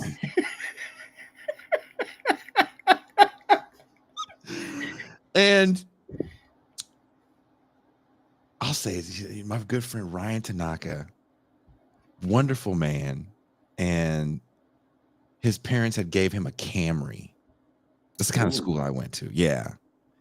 And so a bunch of us were in Ryan's car. Coach Will, me, and Ryan. And Ryan goes, Jay, I'll give you a ride home. It's all good. And I'm like, are you sure? He goes, I'm sure. So we go, and I'm horrible with directions when I'm young. You got him fucked up there, didn't you? Coach will vouch for this. Ryan's taking me, and he goes down the wrong street due to my directions. And he's driving slow because when you're trying to drop somebody off, you drive slow because you don't want to pass their house. Yeah. You don't drive like that where I was living at the time. And I was like, what the fuck is wrong with you, Ryan? He's like, I'm looking for your house. No, nigga, you get shot out. He goes, shot? What? And then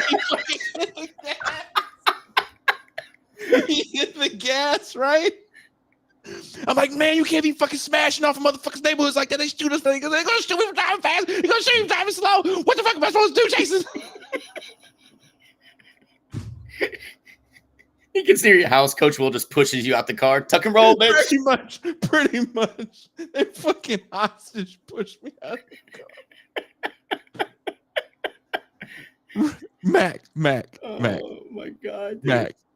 So, okay. Fast forward like the next week.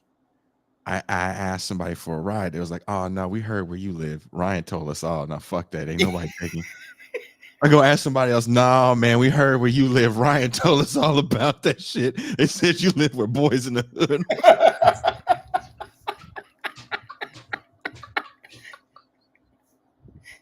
Yo, Ryan said NWA lives right next door. Nah, I ain't going there. Oh, man. Hey, my entire junior year of high school, after that day, no one took me home. Jason's literally hopping like big trains that are carrying shit to the port. Like he's just hopping on. This will cut off 2 miles of my walk. I might as well just. The motherfucker's just like, oh no. Jason's going to people like other cliques, and he's like, "Hey man, can I get a ride? I saw you had a car." And they're like, we heard what Ryan told them other dudes. Yeah, I went to a small school too, like less than 1,000 kids. It was so quick for word to travel. It was like, nobody wants to go to your Compton. They're hitting the sound drop. Oh no, my brother. No.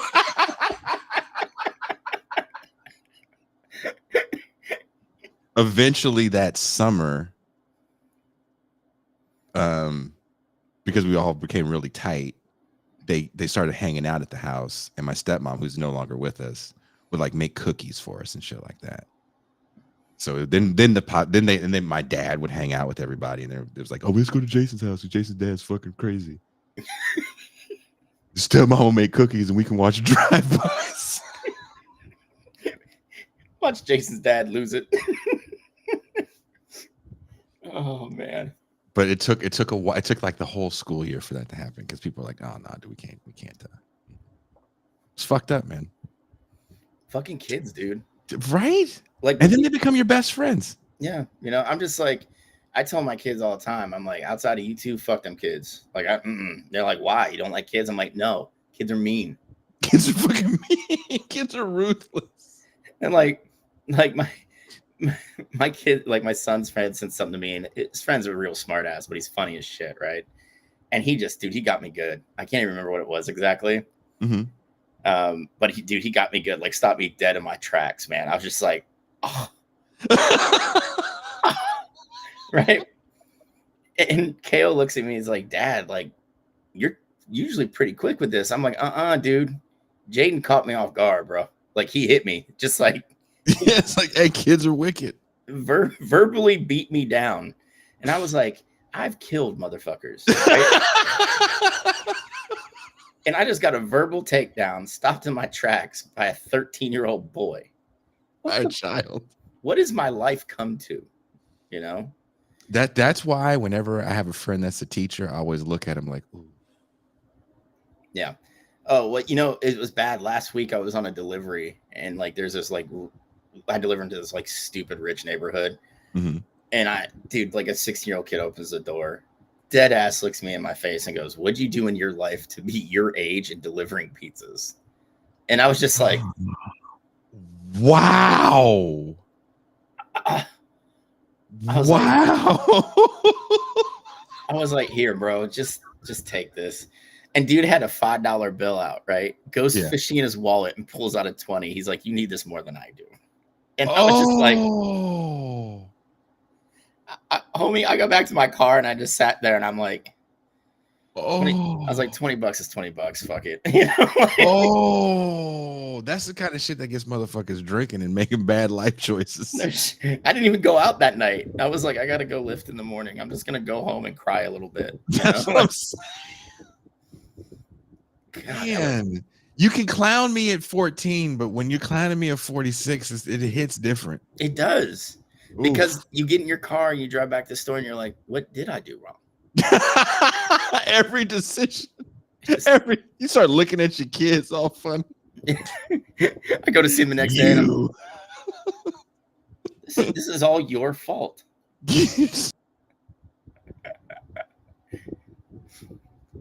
No, Mercutio, what I wanted to do was take that 20, break it into ones, and go to the strip club, but I did not do that. That would have been even sadder because it would have been gone so quick. Yeah, and they would have been like tear-drenched $1 bills. And have you ever been crying, try to slide a $1 bill into a thong? Like, it doesn't work well. Not that I know. All right, not that I know. I think I killed Jason, everybody. You fell over dead. All right. I'm having let's call it. Thank you guys for hanging with us. TIR will be back. Mac and I will not be back next week. Pascal will be here with the Mau Mau Hour with Derek Varn. He hasn't told me exactly what the show is going to be about, so I cannot tell you what it's going to be about. Thank you, Brother McGinnis, for sharing your tales of woe as well. If you guys have tales of woe you want to share, as well as your opinions on steroids, please drop them. I hope everybody got some good laughs out of this one. I definitely think the woman I'm talking to, if she watched this show, is not going to respond to a message when it's over. I might have fucked this one up. She's gonna be like rocking AIDS floors with Galactus. AIDS floors. Huh? Like, I don't know if I can fuck a guy that wears Magic Johnson shoes. Titties teaching in tears, the Max story.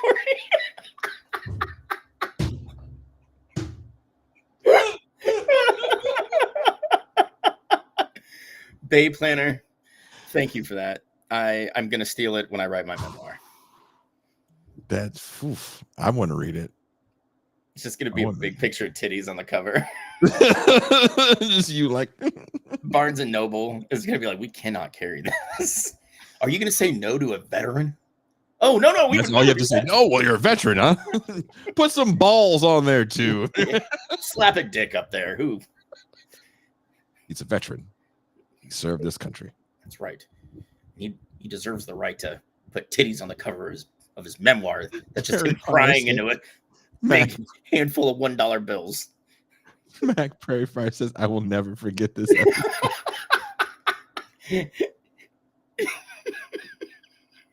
You know, Prairie Fire showed up to the live show in New York. So if that motherfucker shows up to DC, that's all I need is like someone going, hey, remember that time you wore them fucked up jeans at a Voltron? Fake ass polo shirt. The thing is, there's going to be a bunch of people from chat that show up to DC during this really serious talk. They're like, hey, Jay said you weren't rocking those AIDS. hey, nice shoes, AIDS guy. How's that fake polo working?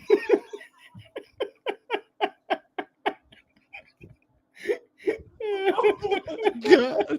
Oh my God. Oh my. Hey, Jason, where's that pizza slinging dwarf that's on your show with you?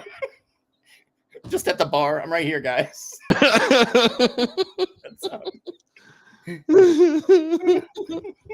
Newer Yank just says, ha.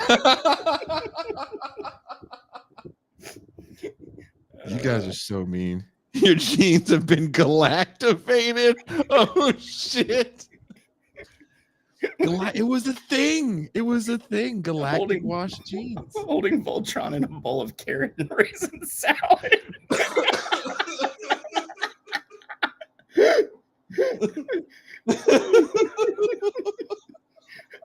Hunter, I just want to hear Jason explain Martin Luther King and Pog Chaser, MLK. No, Adolf Martian Luther King. Oh, Martian. Kowalski was so drunk, he wrote Martian Luther King. He did that shit last night. We didn't even have to make up a voice for it. We're just like, just the fact that Martian Luther King exists, that's enough. Put a few whiteboards up for people to write comments. That would be hella cool if people would just write comments. Oh my gosh. Actually, it's Marvin Luther King.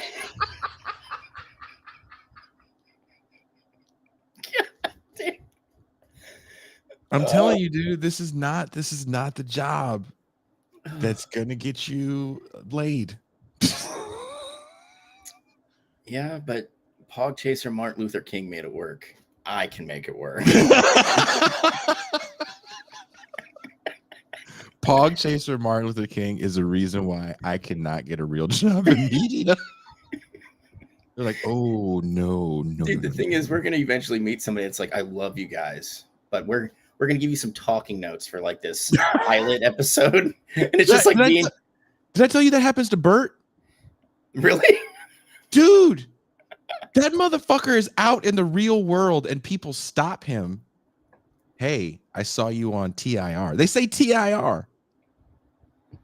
I have this Fortune 500 company and I'd love for you. You're like, what the fuck? When am I going to get that phone call? No. So that might happen to you, Mac. Oh, I saw you on TIR. I would love to help a veteran. Oh, my little commie reading circle just added like 6 new members, and they've all seen me from the show. Every fucking one of them. Well, they have a good sense of humor. Yeah. And they're the fun ones. Like the old crew I have are the ones that are like, the frown will kick off the revolution, and their frowns are just like, you know? If you look, I'm saying this right now, and I mean this with my soul. If you can start a communist bowling league in Fayetteville, North Carolina, I will go to Fayetteville, North Carolina. That would actually be something fun to get those guys to loosen up, because we're up to 21 people now, right? And I didn't think I'd find 10 people actually interested in reading theory and learning and all that shit. And like I said, the six new members are just fun. You know, they're very interested. They keep it light when it starts getting heavy, you know, naturally. And everybody else is just like, this is serious business. And it's like, bro, you're acting like you're a hardened member of a cadre in like the North Vietnam Army. Chill, dude. Yeah, like, chill the fuck out, man. Eat your scone, fucking Trevor. Fuck off. Eat your scone and drink your latte. Pipe down a little bit, man. You know? And what's funny is it's roughly 50-50, like men and women. And I'm telling you right now, the women are just fucking so much more lighthearted, which I appreciate, than the dudes that think that we're like in Stalingrad in 42. You know, like we got to hold the line against the Nazis. I'm being totally serious. If you guys can start a communist bowling league, and Mac is the first, if you do it, I'm looking at, I have a bowling ball I have not used since I was in Canada. And I've been dying to bowl after Ben's birthday party at Highland Park Bowl and had to use house balls. House balls are trash. Oh, yeah. Matt Gilbert asks a very important question. Can I get confirmation regarding goth ladies and TJ, please? Matt Gilbert, I've said this on air because there's a few people, I don't know what the whole appeal is for some of you guys, and I don't know how old you guys are. But I will say this.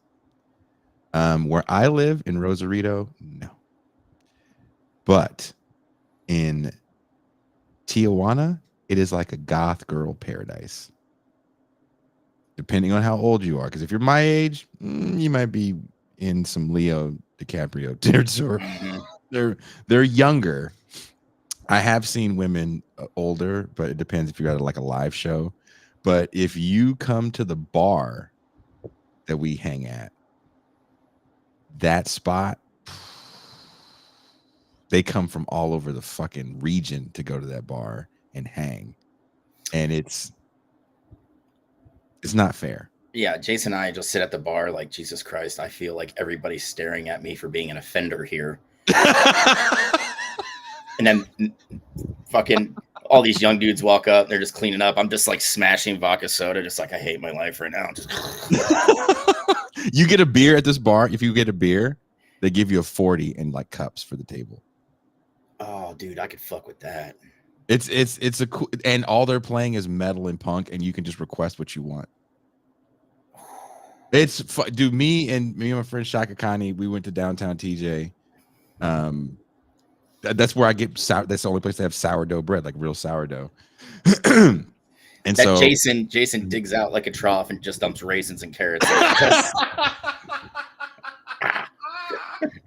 Prairie Fire, if you're 30, dude, there's this, oh my God. I don't want to tell the whole story because it's a bit much, but there is a young lady that works at that bar that a friend of mine kept telling me about for 2 months. He's like, dude, this girl, she's so hot. She's so hot. You got to meet her. She's so hot. Oh my God, she got to see this girl.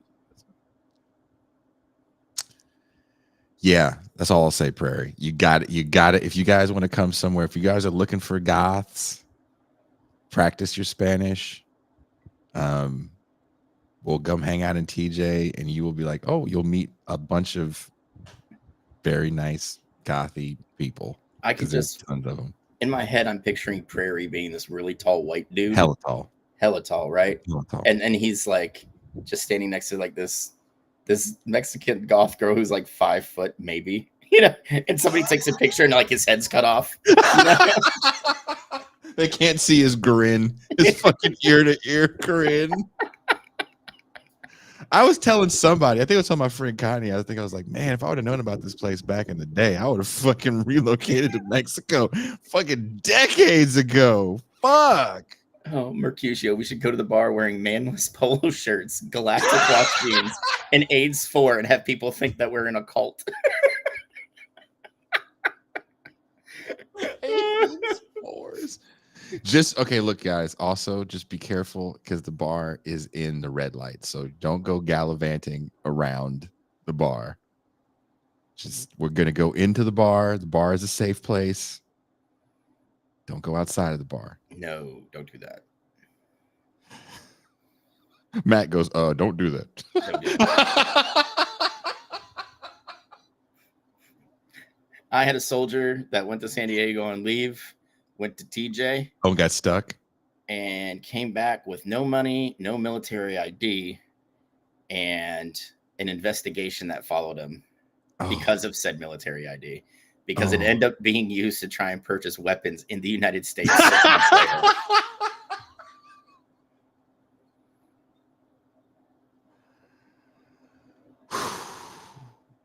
I said, Branson, how did you lose your military ID? Well, I met a girl. Oh, you did? You were down there 2 weeks.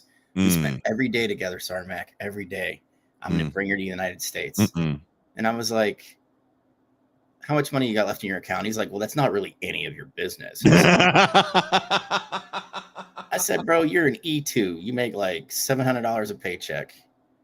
How much you got left? Like $64. Oh. Went through it all. Just burn it. Yes. And I was like, did you think that maybe that woman you fell in love with that you're going to sponsor to bring to the United States wasn't the one that took your ID? Why would she do that? And then 6 months later, lo and behold, bam. Damn. His ID pops at some gun store outside of San Diego. Yep. Trying to buy a huge allotment of like 30 rifles, like several thousand rounds of ammunition. And the best part was I had to take him down to the provost marshal's office on post. And they took a picture of the guy who tried to use his ID, a very swarthy Mexican gentleman with a big beard, using Branson's ID card of a skinny little white dude with his head just buzzed because he got his picture taken at basic training. Yeah, that's me. Yeah. Yeah, Jace, Branson, Jace. you don't see the resemblance here, like. God, and I felt bad for Dude, that. I felt bad for that kid because the FBI came out and like, oh my God. Did you give them the ID? Are you trying to have guns smuggled into Mexico so cartels can use them to kill regular Mexican citizens moving their drugs? And Branson's like, dude, I just had a lot of sex and got fucked up, man. Like, what? I thought she loved me. Dude, don't do that. Look, if he would have went to the bar and stayed in the bar, he would have been fine. But what did he do? It's like remember that cartoon where the cat smells the aroma of something cooking, the pie on that's what it is out there. And that aroma, it's not pie, and it's not pie. It's street food in a donkey show. Okay, you don't want that. It's gonna get you hurt. It's gonna get you hurt. You're gonna see something that makes you very uncomfortable. You can see things that make you extremely comfortable. Well, yeah. The same guy that told me about the woman he liked at the bar finally convinced me to go to a strip club over there, and I was like, I don't want to go to a strip club here. Not that I'm against, like, I just don't want to go. There's nothing in there for me. He's like, no, I want you to meet this girl I met at the strip club. She's so cool. I want you to meet her. No, tell her to meet us outside of it. No, just come in. I'm a 40-some-year-old man that walked into that place with the scowl, right? Yeah. Even with the scowl, I was like, God damn. My God. Every inch you walk, Jesus. Turned into Pog Martin Luther King real quick. My goodness, Mac. I didn't know that many cheeks could clap. That sound of freedom sounds like cheeks clapping across the world. Augmented breast, long breasts, regular breasts. Yeah, we're never getting a radio show. we just killed it. maybe from like Sirius XM. Like they call us up and they're like, we'll give you the 4 a.m. to 5 a.m. block. And hey, it's the bad guys, Jason and Mac. 4 a.m. to 6 a.m. when you're just doing meth. I know we have to go, but like we augmented training up at Fort Pickett in Virginia, and it's a National Guard post, so there's hardly anything there, right? Mm-hmm. But they gave us all these brand new pickups to like just sit in the air conditioning while we waited for the National Guardsmen to get to us so we could notionally kill them. And I kid you not, I had this kid named Danny Knoll, really good dude, older soldier. He immediately starts listening to like porn star radio. Like it's hosted by all these porn stars that are talking about their life in the business. Yes. Right. And it caught on fire, and everybody in the platoon is listening to this while we're on the lanes. Right. And we would like get off of work and like go to the DFAC, eat something, like go to the gym. And, this is like in the first few seasons of like Game of Thrones. So like we would gather around someone's phone so we could watch the new episodes and shit, because we're up there for like a month. And we would just like do replays of what we listened to that day. And then like the next to last day of training, we had this really weird dude named Sean Johnson. And we just called him Sean John just to be assholes, Mm-hmm. And he was a goofy looking dude too. And he always like had pictures of him with like Asian women. And we come to find out he's a sex tourist. So like when he would go on leave, he'd go to like Cambodia, Thailand, Vietnam, right? And we're of course listening to porn star radio, and we hear his voice, and he's like, "Yeah, this is Dave," and like he had this really weird, and we're like, "Wait a minute." We're like, "That's got to be Sean John, right?" And Noel, like he's from Philly, so he's got like the Philly accent. He's like, "Nah, sorry, Mac, that can't be it." And he starts talking about all the Asian countries he's went and had sex in and how much better they are than white women. And we're like, Jesus fucking Christ, that is him, because he had that same conversation with everybody last night, So like we get off the lanes, we turn the trucks in, we turn like the fake rifles in and all that shit. Mm-hmm. And then we all just are standing around. And like I'm still a smoker at this time. So I'm like laughing and trying to smoke, which is not a good combo because like the shit just getting caught in my nose and my lungs, you know? And I'm just like laughing. And Sean John has this like little pep in his step and he's walking. And fucking Noel goes, "How was it talking to porn stars today, huh?" And he just like turned. The guys all knew it was me. We're like, "Fuck yes, dude. Nobody sounds like you." God. That porn star radio shit is like that's faker. That's a great check for them because it's like they can pretend because it's like, oh, I just love dicks. Yeah. It's 24 hours of women that'll never fuck you going, oh, I love little dicks the best. Delicious. My favorite was when Christy Canyon would go on and talk about like the shit that went on behind the scenes. And she's like, yeah, you know, I'm prepping for this anal scene. And it's just like my guts are impacted. I don't know what's going on. So I got to take like a laxative and get it all out. And we're just like, what the fuck? Yeah. You know?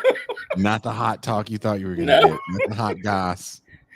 Dude, it was so, oh my gosh. And the thing is, it's like, it's baseball season. They have the Major League Baseball Network. I could be listening to Cleveland games, things I can't do in North Carolina. And here I am listening to Christy Canyon talk about how she has to purge her colon before she takes a dick in the ass. You know, like, yeah. You know, it's just like, see, that's when I should have sat down and been like, what did you do wrong in your life, Mac? What did you do? That's back to the $20 questions. We should call that $20 questions. Yeah. $20 life questions. Set up a call in a champagne room, call it $20 questions. $20 questions. Hey, you know what? When we come back, if you're down, we'll do that. We'll do a quick hour. We'll go to the champagne room, call it $20 questions. Yep. And just question bad life decisions. You can call in and talk about your bad life decisions with a disguised voice. Yeah, use a fake name. I heard Dave works pretty well, you know.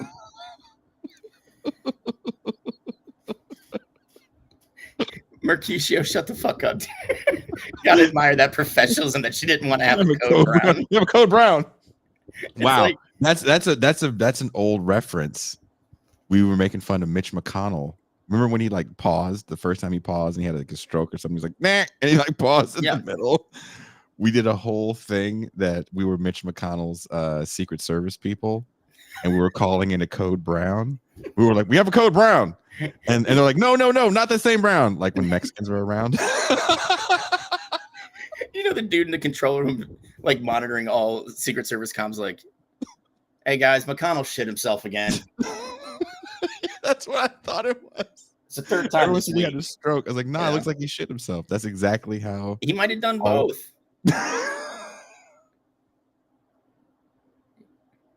They bring it. You see the extra Secret Service agent slide in. He's the one that has to stand directly behind him, so the cameras can't see that he shit himself. Yeah, they can't. You know? Yeah, he shit himself. He had a code brown. So for the longest, so whoever remembers code brown, we even clipped it. We clipped it. Maybe I'll make a short out of it. That was pretty fun. Fucking Mitch McConnell. Dude. It's midnight where you are. Yes. Get some sleep because part of getting massive gains is proper rest. Indeed. And I'm actually sleeping well now, dude. It's nice. Well, I want to get ripped for the show so I can do it with a shirt unbuttoned to my navel. Well, you gotta prep for ACAB cooking. So. Oh, that may be happening sooner than you think, mon frere. Nice, dude. Nice. So I'm ready to get these nuts scalded. Dude, we get ACAB cooking up and running. You're going to be on Food Network, dude. Problem solved. There you go. Just I thought he had a political show. Nope, he's cooking naked. He's in the new. What, a man can't do both? Come on. You could just run TIR. Just Max show. I don't give. He's fine. Pascal's like, hey Max, I can actually own the fuck. I can actually buy shit. Okay. Pascal, I can eat something other than raisins now. Leave me alone. Did you guys know there's a thing called grapes? What the fuck? New reset. I'll be in DC. We can work out a naming rights deal then, Jason. That's how I get it. Like, fuck, I'm finally rich. Newry comes up. Okay, fucking... Jason, you can cut me in for half, or I can just take you to court. Or Jesus. You can stop eating raisins and eat these grapes. Jason's just pouring bowls of grapes over him.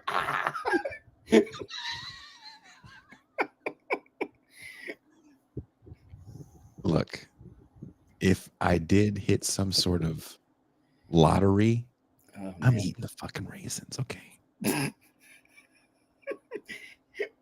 Oh my God, yes. Going to be interesting matchup when all natural Jason goes head to head with Bobby Flay. Have you ever seen Beat Bobby Flay? Yeah, I want to go over there and just walk over while he's cooking with the ding dong out. Hey, the door opens and all the fake smoke clears out. There's just you and your dick's blurred, you know, just standing there like Mr. Manhattan.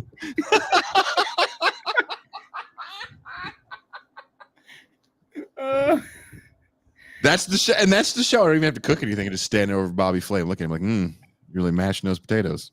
Every so often, you just kind of swing your hip so your dick hits his thigh. He's like, Jason, what the fuck? I'm trying to make a Mexican fusion here. I can't concentrate with your dick like slapping me in the leg. And you're like, I know. I know. Hey, you know what I'm trying to do? I'm trying to crack your back, Bobby Flay. You ever had your back cracked by a man? Totally normal. Listen, it's like, listen, it's not gay if it's with the homies, bro. What's up, Bobby?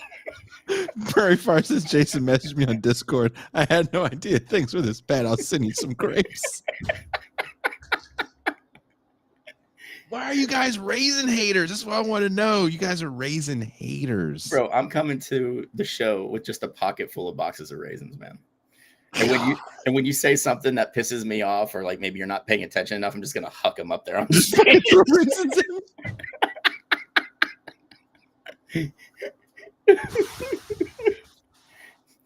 Eat the raisins, Jason. You need. It puts the raisins on its skin, or it gets the hose again. And by the hose, I mean your own.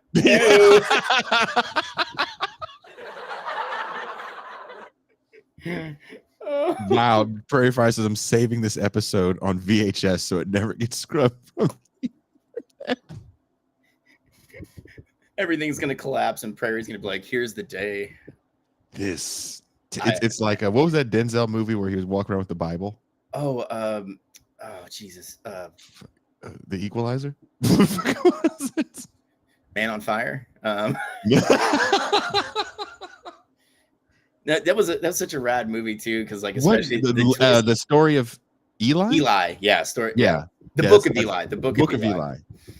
And like the twist when you find out he's blind and the Bible's Braille. And Gary Oldman's just like, what is this? Sean Moon said fallen.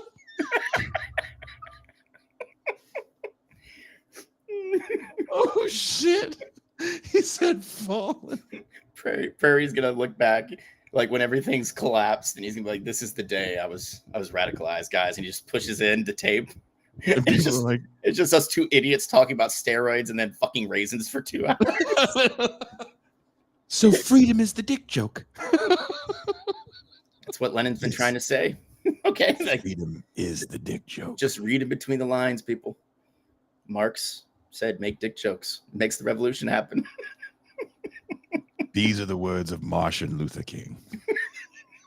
Not to be confused with Paul Chaser. Paul Chaser, Martin Luther King. Very different Luther Kings. Oh my God. Jesus Christ. I'm just expecting like some really disgruntled people like showing up to my door like, how dare you besmirch Dr. King's name? People do not like the fact that I stopped giving a fuck when I was 12. And now they have to see this shit on the internet. I'm like, you can turn it off. It's way easy. Yeah, like, and I'm like, bro, no gods, no masters, man. And let's face it, that dude liked to fuck. It's true. He did. I mean, I'm not mad at him. If he came back to life, first of all, I'd be really freaked out. But if for whatever reason I was like hanging out with him, I'd be like, "Hey, man, are you not offended by those? Like, please don't get offended by those. But I really think you're cool." Yeah, I told him, you're awesome. I'd ask him to be my wingman. Oh, like, bro, he's got tips. Oh man, yes. Can you imagine introducing him to goth chicks? Fuck, it's over. It's not panties flying out. It's all the fishnets just hitting me in the face from everywhere. Just fish.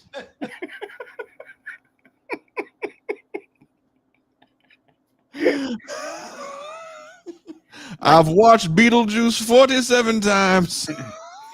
Jason, introduce me to Winona Ryder. Well, she might steal your wallet. It's fine. I've got others.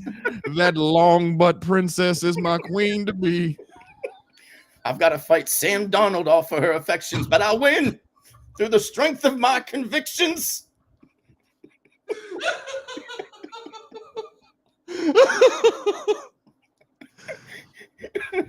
Like, someone's going, okay, that's a bridge too far. It's Winona Ryder and MLK. That's too much. And then you throw Sam Darnold in there. Come on, guys. Come on. What the fuck is wrong with these guys? They're racist.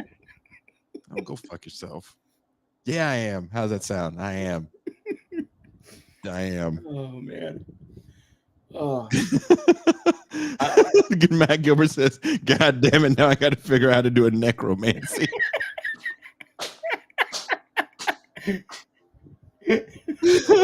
Why are Jason's two best voices Martin Luther King and Norman Finkelstein?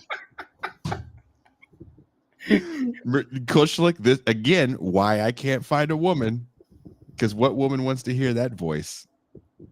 Do Finkelstein. Oh, dude, don't act like you couldn't find a woman right now that'd be into it.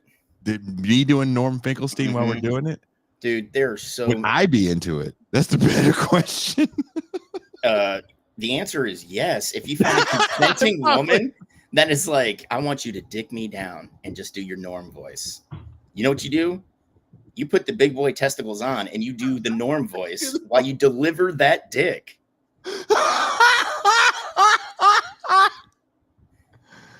I hope if your Jesus and your Lord is real, that never happens to me. Well, it's not my Jesus, my Lord. Sorry. Whoever's it is, I'm speaking to the entire internet. I hope of all the horrible things that have happened to me, I can't have that happen to me. You know what's going to be funny? When we're in DC, I'll probably witness it happen. Some woman's going to stumble across this very episode sometime between now and June 8th. And she's going to be like, oh, Jason's handsome. Oh, he makes funny jokes about slapping his dick against Bobby Flay's leg. So he's got to be packing something. Oh, yeah, we're going to do this. And she just shows up with like a basket full of raisins. And she's like, take me back to my hotel. Basket full of raisins. And just do the Norm voice. Ooh, that would really just ruin my entire erection. I'd have to be Martin Luther King to get the erection up. I needed like a fucking speech. Jason goes. It would be Norm and Martin Luther King fighting over trying to get the erection. Norm's on one shoulder, Martin Luther King's on the other.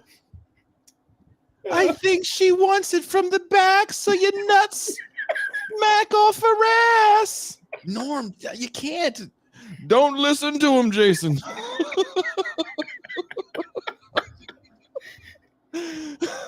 Remember, long, slow strokes. Soaking it if you have to, Jason. That ass is rather fat. Like, I can't. Like, that would be the nightmare of doing stupid voices about ridiculous characters, is if somebody wanted to fuck you hearing these ridiculous characters. Yikes. I mean, that's kind of a nightmare, but a dream all at the same time. Nightmares are dreams. That's fair. That's fair. dreams more of a positive thing. And what's worse than that situation? This is what's even worse. They don't want to bang me. They want to bang you, but they want me to just say that shit while you're banging them. Jason's over there like, man, can you please just hurry up? I'm like, I can't. I had a blue chew. I had a blue chew. Jason's just like put his hands over his eyes. She's like, you better look at us. Keep going. Stare at us. Do play-by-play. Oh, I don't want to do this anymore. Then I turn into fucking Shaggy Doo. Whoa, zoinks! Jason's in the cuck chair doing his norm voice. That's if you guys want to know how it really works out, that's how it really happens. Oh, it's Jason and Mac. I get my dream scenario. I want to bang the spunky guy while the goofy fucker sits in the cuck chair and makes me laugh. She's like, I can't come unless I'm laughing hysterically. Yeah. Pick it up, Jason. Pick it up. I need more Norm. More Norm. Come until I laugh hysterically. That sounds like every relationship I've ever been in. Oh, God. And they get tired of the jokes. And they're like, well, this dried up. Dried up quicker than my vagina did when you stopped making me laugh. When you stopped making me laugh. Oh, man. Okay, really, we're going to go cry now. Yeah, because I'm telling you, man, it's probably just start putting in your head it's going to happen because some weirdo on the internet's going to see this and she's going to be like, all right, you know what? I think I want that. I think I want that. Andrew Robles says I can only get erect with the soundboard in the background. Oh, no. No, my brother. That's what sucks. This is my bedroom, dude. I'm in my bedroom right now. So you can't bang without the soundboard there. Like after I come, I do this. Like you run over really quick. Yeah, and she's like, what are you clapping for? I was like, oh, you're not done? Oh. And then because I nut quick. And then it's bye-bye. Hey, I got you an Uber.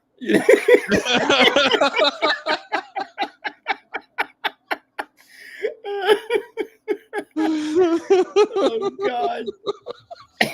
That's that. Yeah. That's what sucks, dude. I don't like doing this in the room. Because when you come, there's lights and shit. If you come to the bedroom, like, what the fuck are you got going on in here? I'm like, I told you I have a podcast. I do a show. I have to have good lighting. You have the largest ring light ever. Yeah. Why is there a camera in the corner? It is. There is a camera. He's not even being funny. I'm staring at it. Oh my God. Okay. Jason brings a lady back and she's like, okay, I'm gonna have to like get more for this. Just like, God damn. There's so many, like, okay, I don't want to weird you out or anything, but there's a very elaborate camera set up in the bedroom. It has nothing to do with intercourse. I call my room the Goonatorium.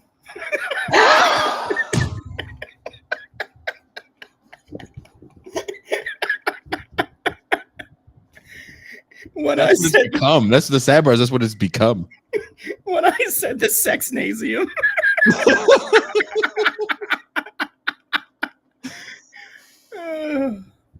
This man, I think mugs eats raisins.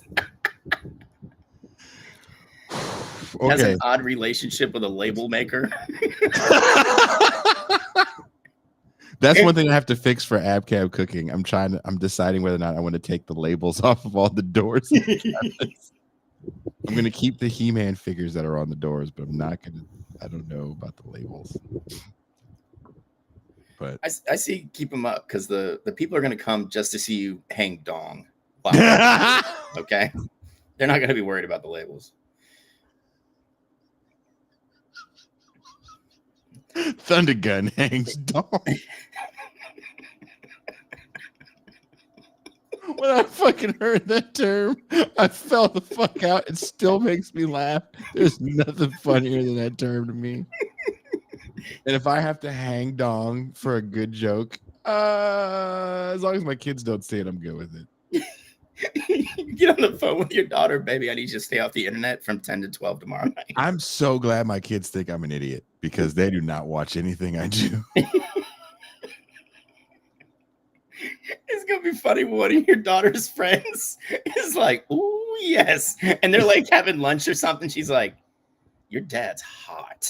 Oh, she would call me in tears. Oh, she would be mortified, call me in tears, and I would have to stop. Oh man. Mercutio says, and the house shoes. It's gonna be funny. Jason's gonna cut a quick like monologue. He's like, "Everybody, I've passed TIR off to Jean Valjean and Toussaint because I'm entering the priesthood. My daughter's friend watched the first episode of ACAB Cooking, said his dick's nice, and yes, I have to quit now."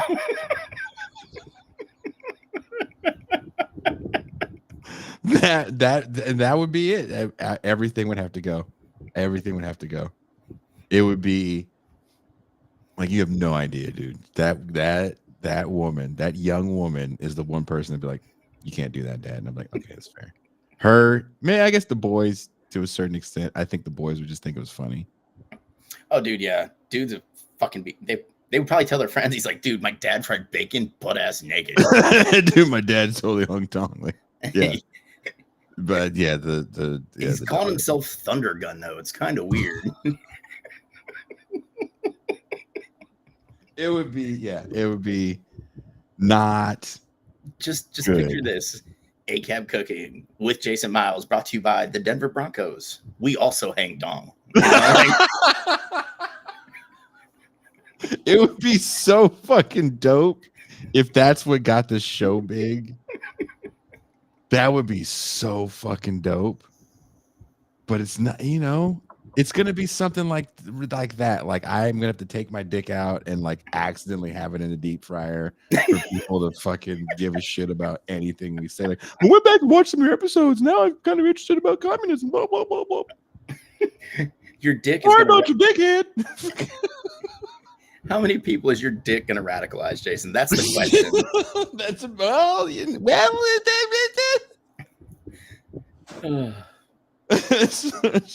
Sunmade sponsorship. Prairie Fire's like, this episode can never die. This was fun. This was a fun 3 hours. Dude, we did a good episode tonight. Just to let you know, the last episode on Apple Podcasts moved up 34 spots into the top 100. I think we're number 75. Yes. Yes. Dude, and we could be in multiple categories, sports and comedy. It was under music commentary because that's what the whole show was under. Well, I'll take that too. But yeah, I would love to. I think we could. I think a lot of things. Okay, we have to go.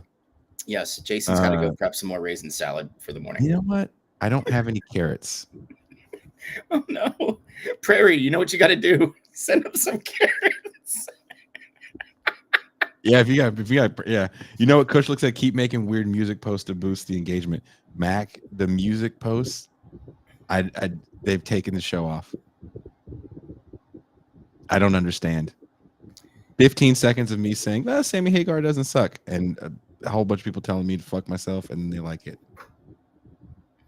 Dude, I don't understand. So I'm going to cut a clip of us talking about dicks and see what happens with that, dude. I mean, dude, we got to. I think it's a service for humanity. Jason, your dick is going to lead us into the great communist revolution. On the flag is going to be a hammer and a sickle, but it's your dick, right? That's what it's going to be. Don't you want to go bowling with me and Mac now? That sounds like fun to me. Oh, man. I'll have to get some cool bowling shirts made. No, don't do that. Just Oh wear a yeah. regular shirt. Oh yeah. Just wear a I'll regular shirt. I'm gonna get like a bowling shirt made with a hammer and sickle on it that says "Comrades for Bowling," and it just in the quotes I'll put like a hang dong or something on it. You'd have to find a way to do a hammer and a sickle with a bowling ball and a pin or something. I don't know how you could do that, but I'm sure Oh, I can there's figure it out. some interesting graphic artist that like, oh, I could do it. phallocentrism. Yeah, well, we've definitely wandered so far into the weeds now that I know for a fact that I think my date is canceled. I feel very confident that my date has canceled. Or she just leans more into it. I have a feeling that there's going to be an excuse text when I look down on my phone. Or there's going to be a picture of her butt ass naked. Or that. Like flashing butthole at you. Like she's making it wink, you know? And she puts like something like, "You gonna wink back, Jason?" And you're just like, "God damn, yes, let's do this. What's up? Show me that butthole." Make it wink back. In the great words of everyone on TIR, and on that note, remember to make that butthole wink. Good night, everybody. I'll see you tomorrow.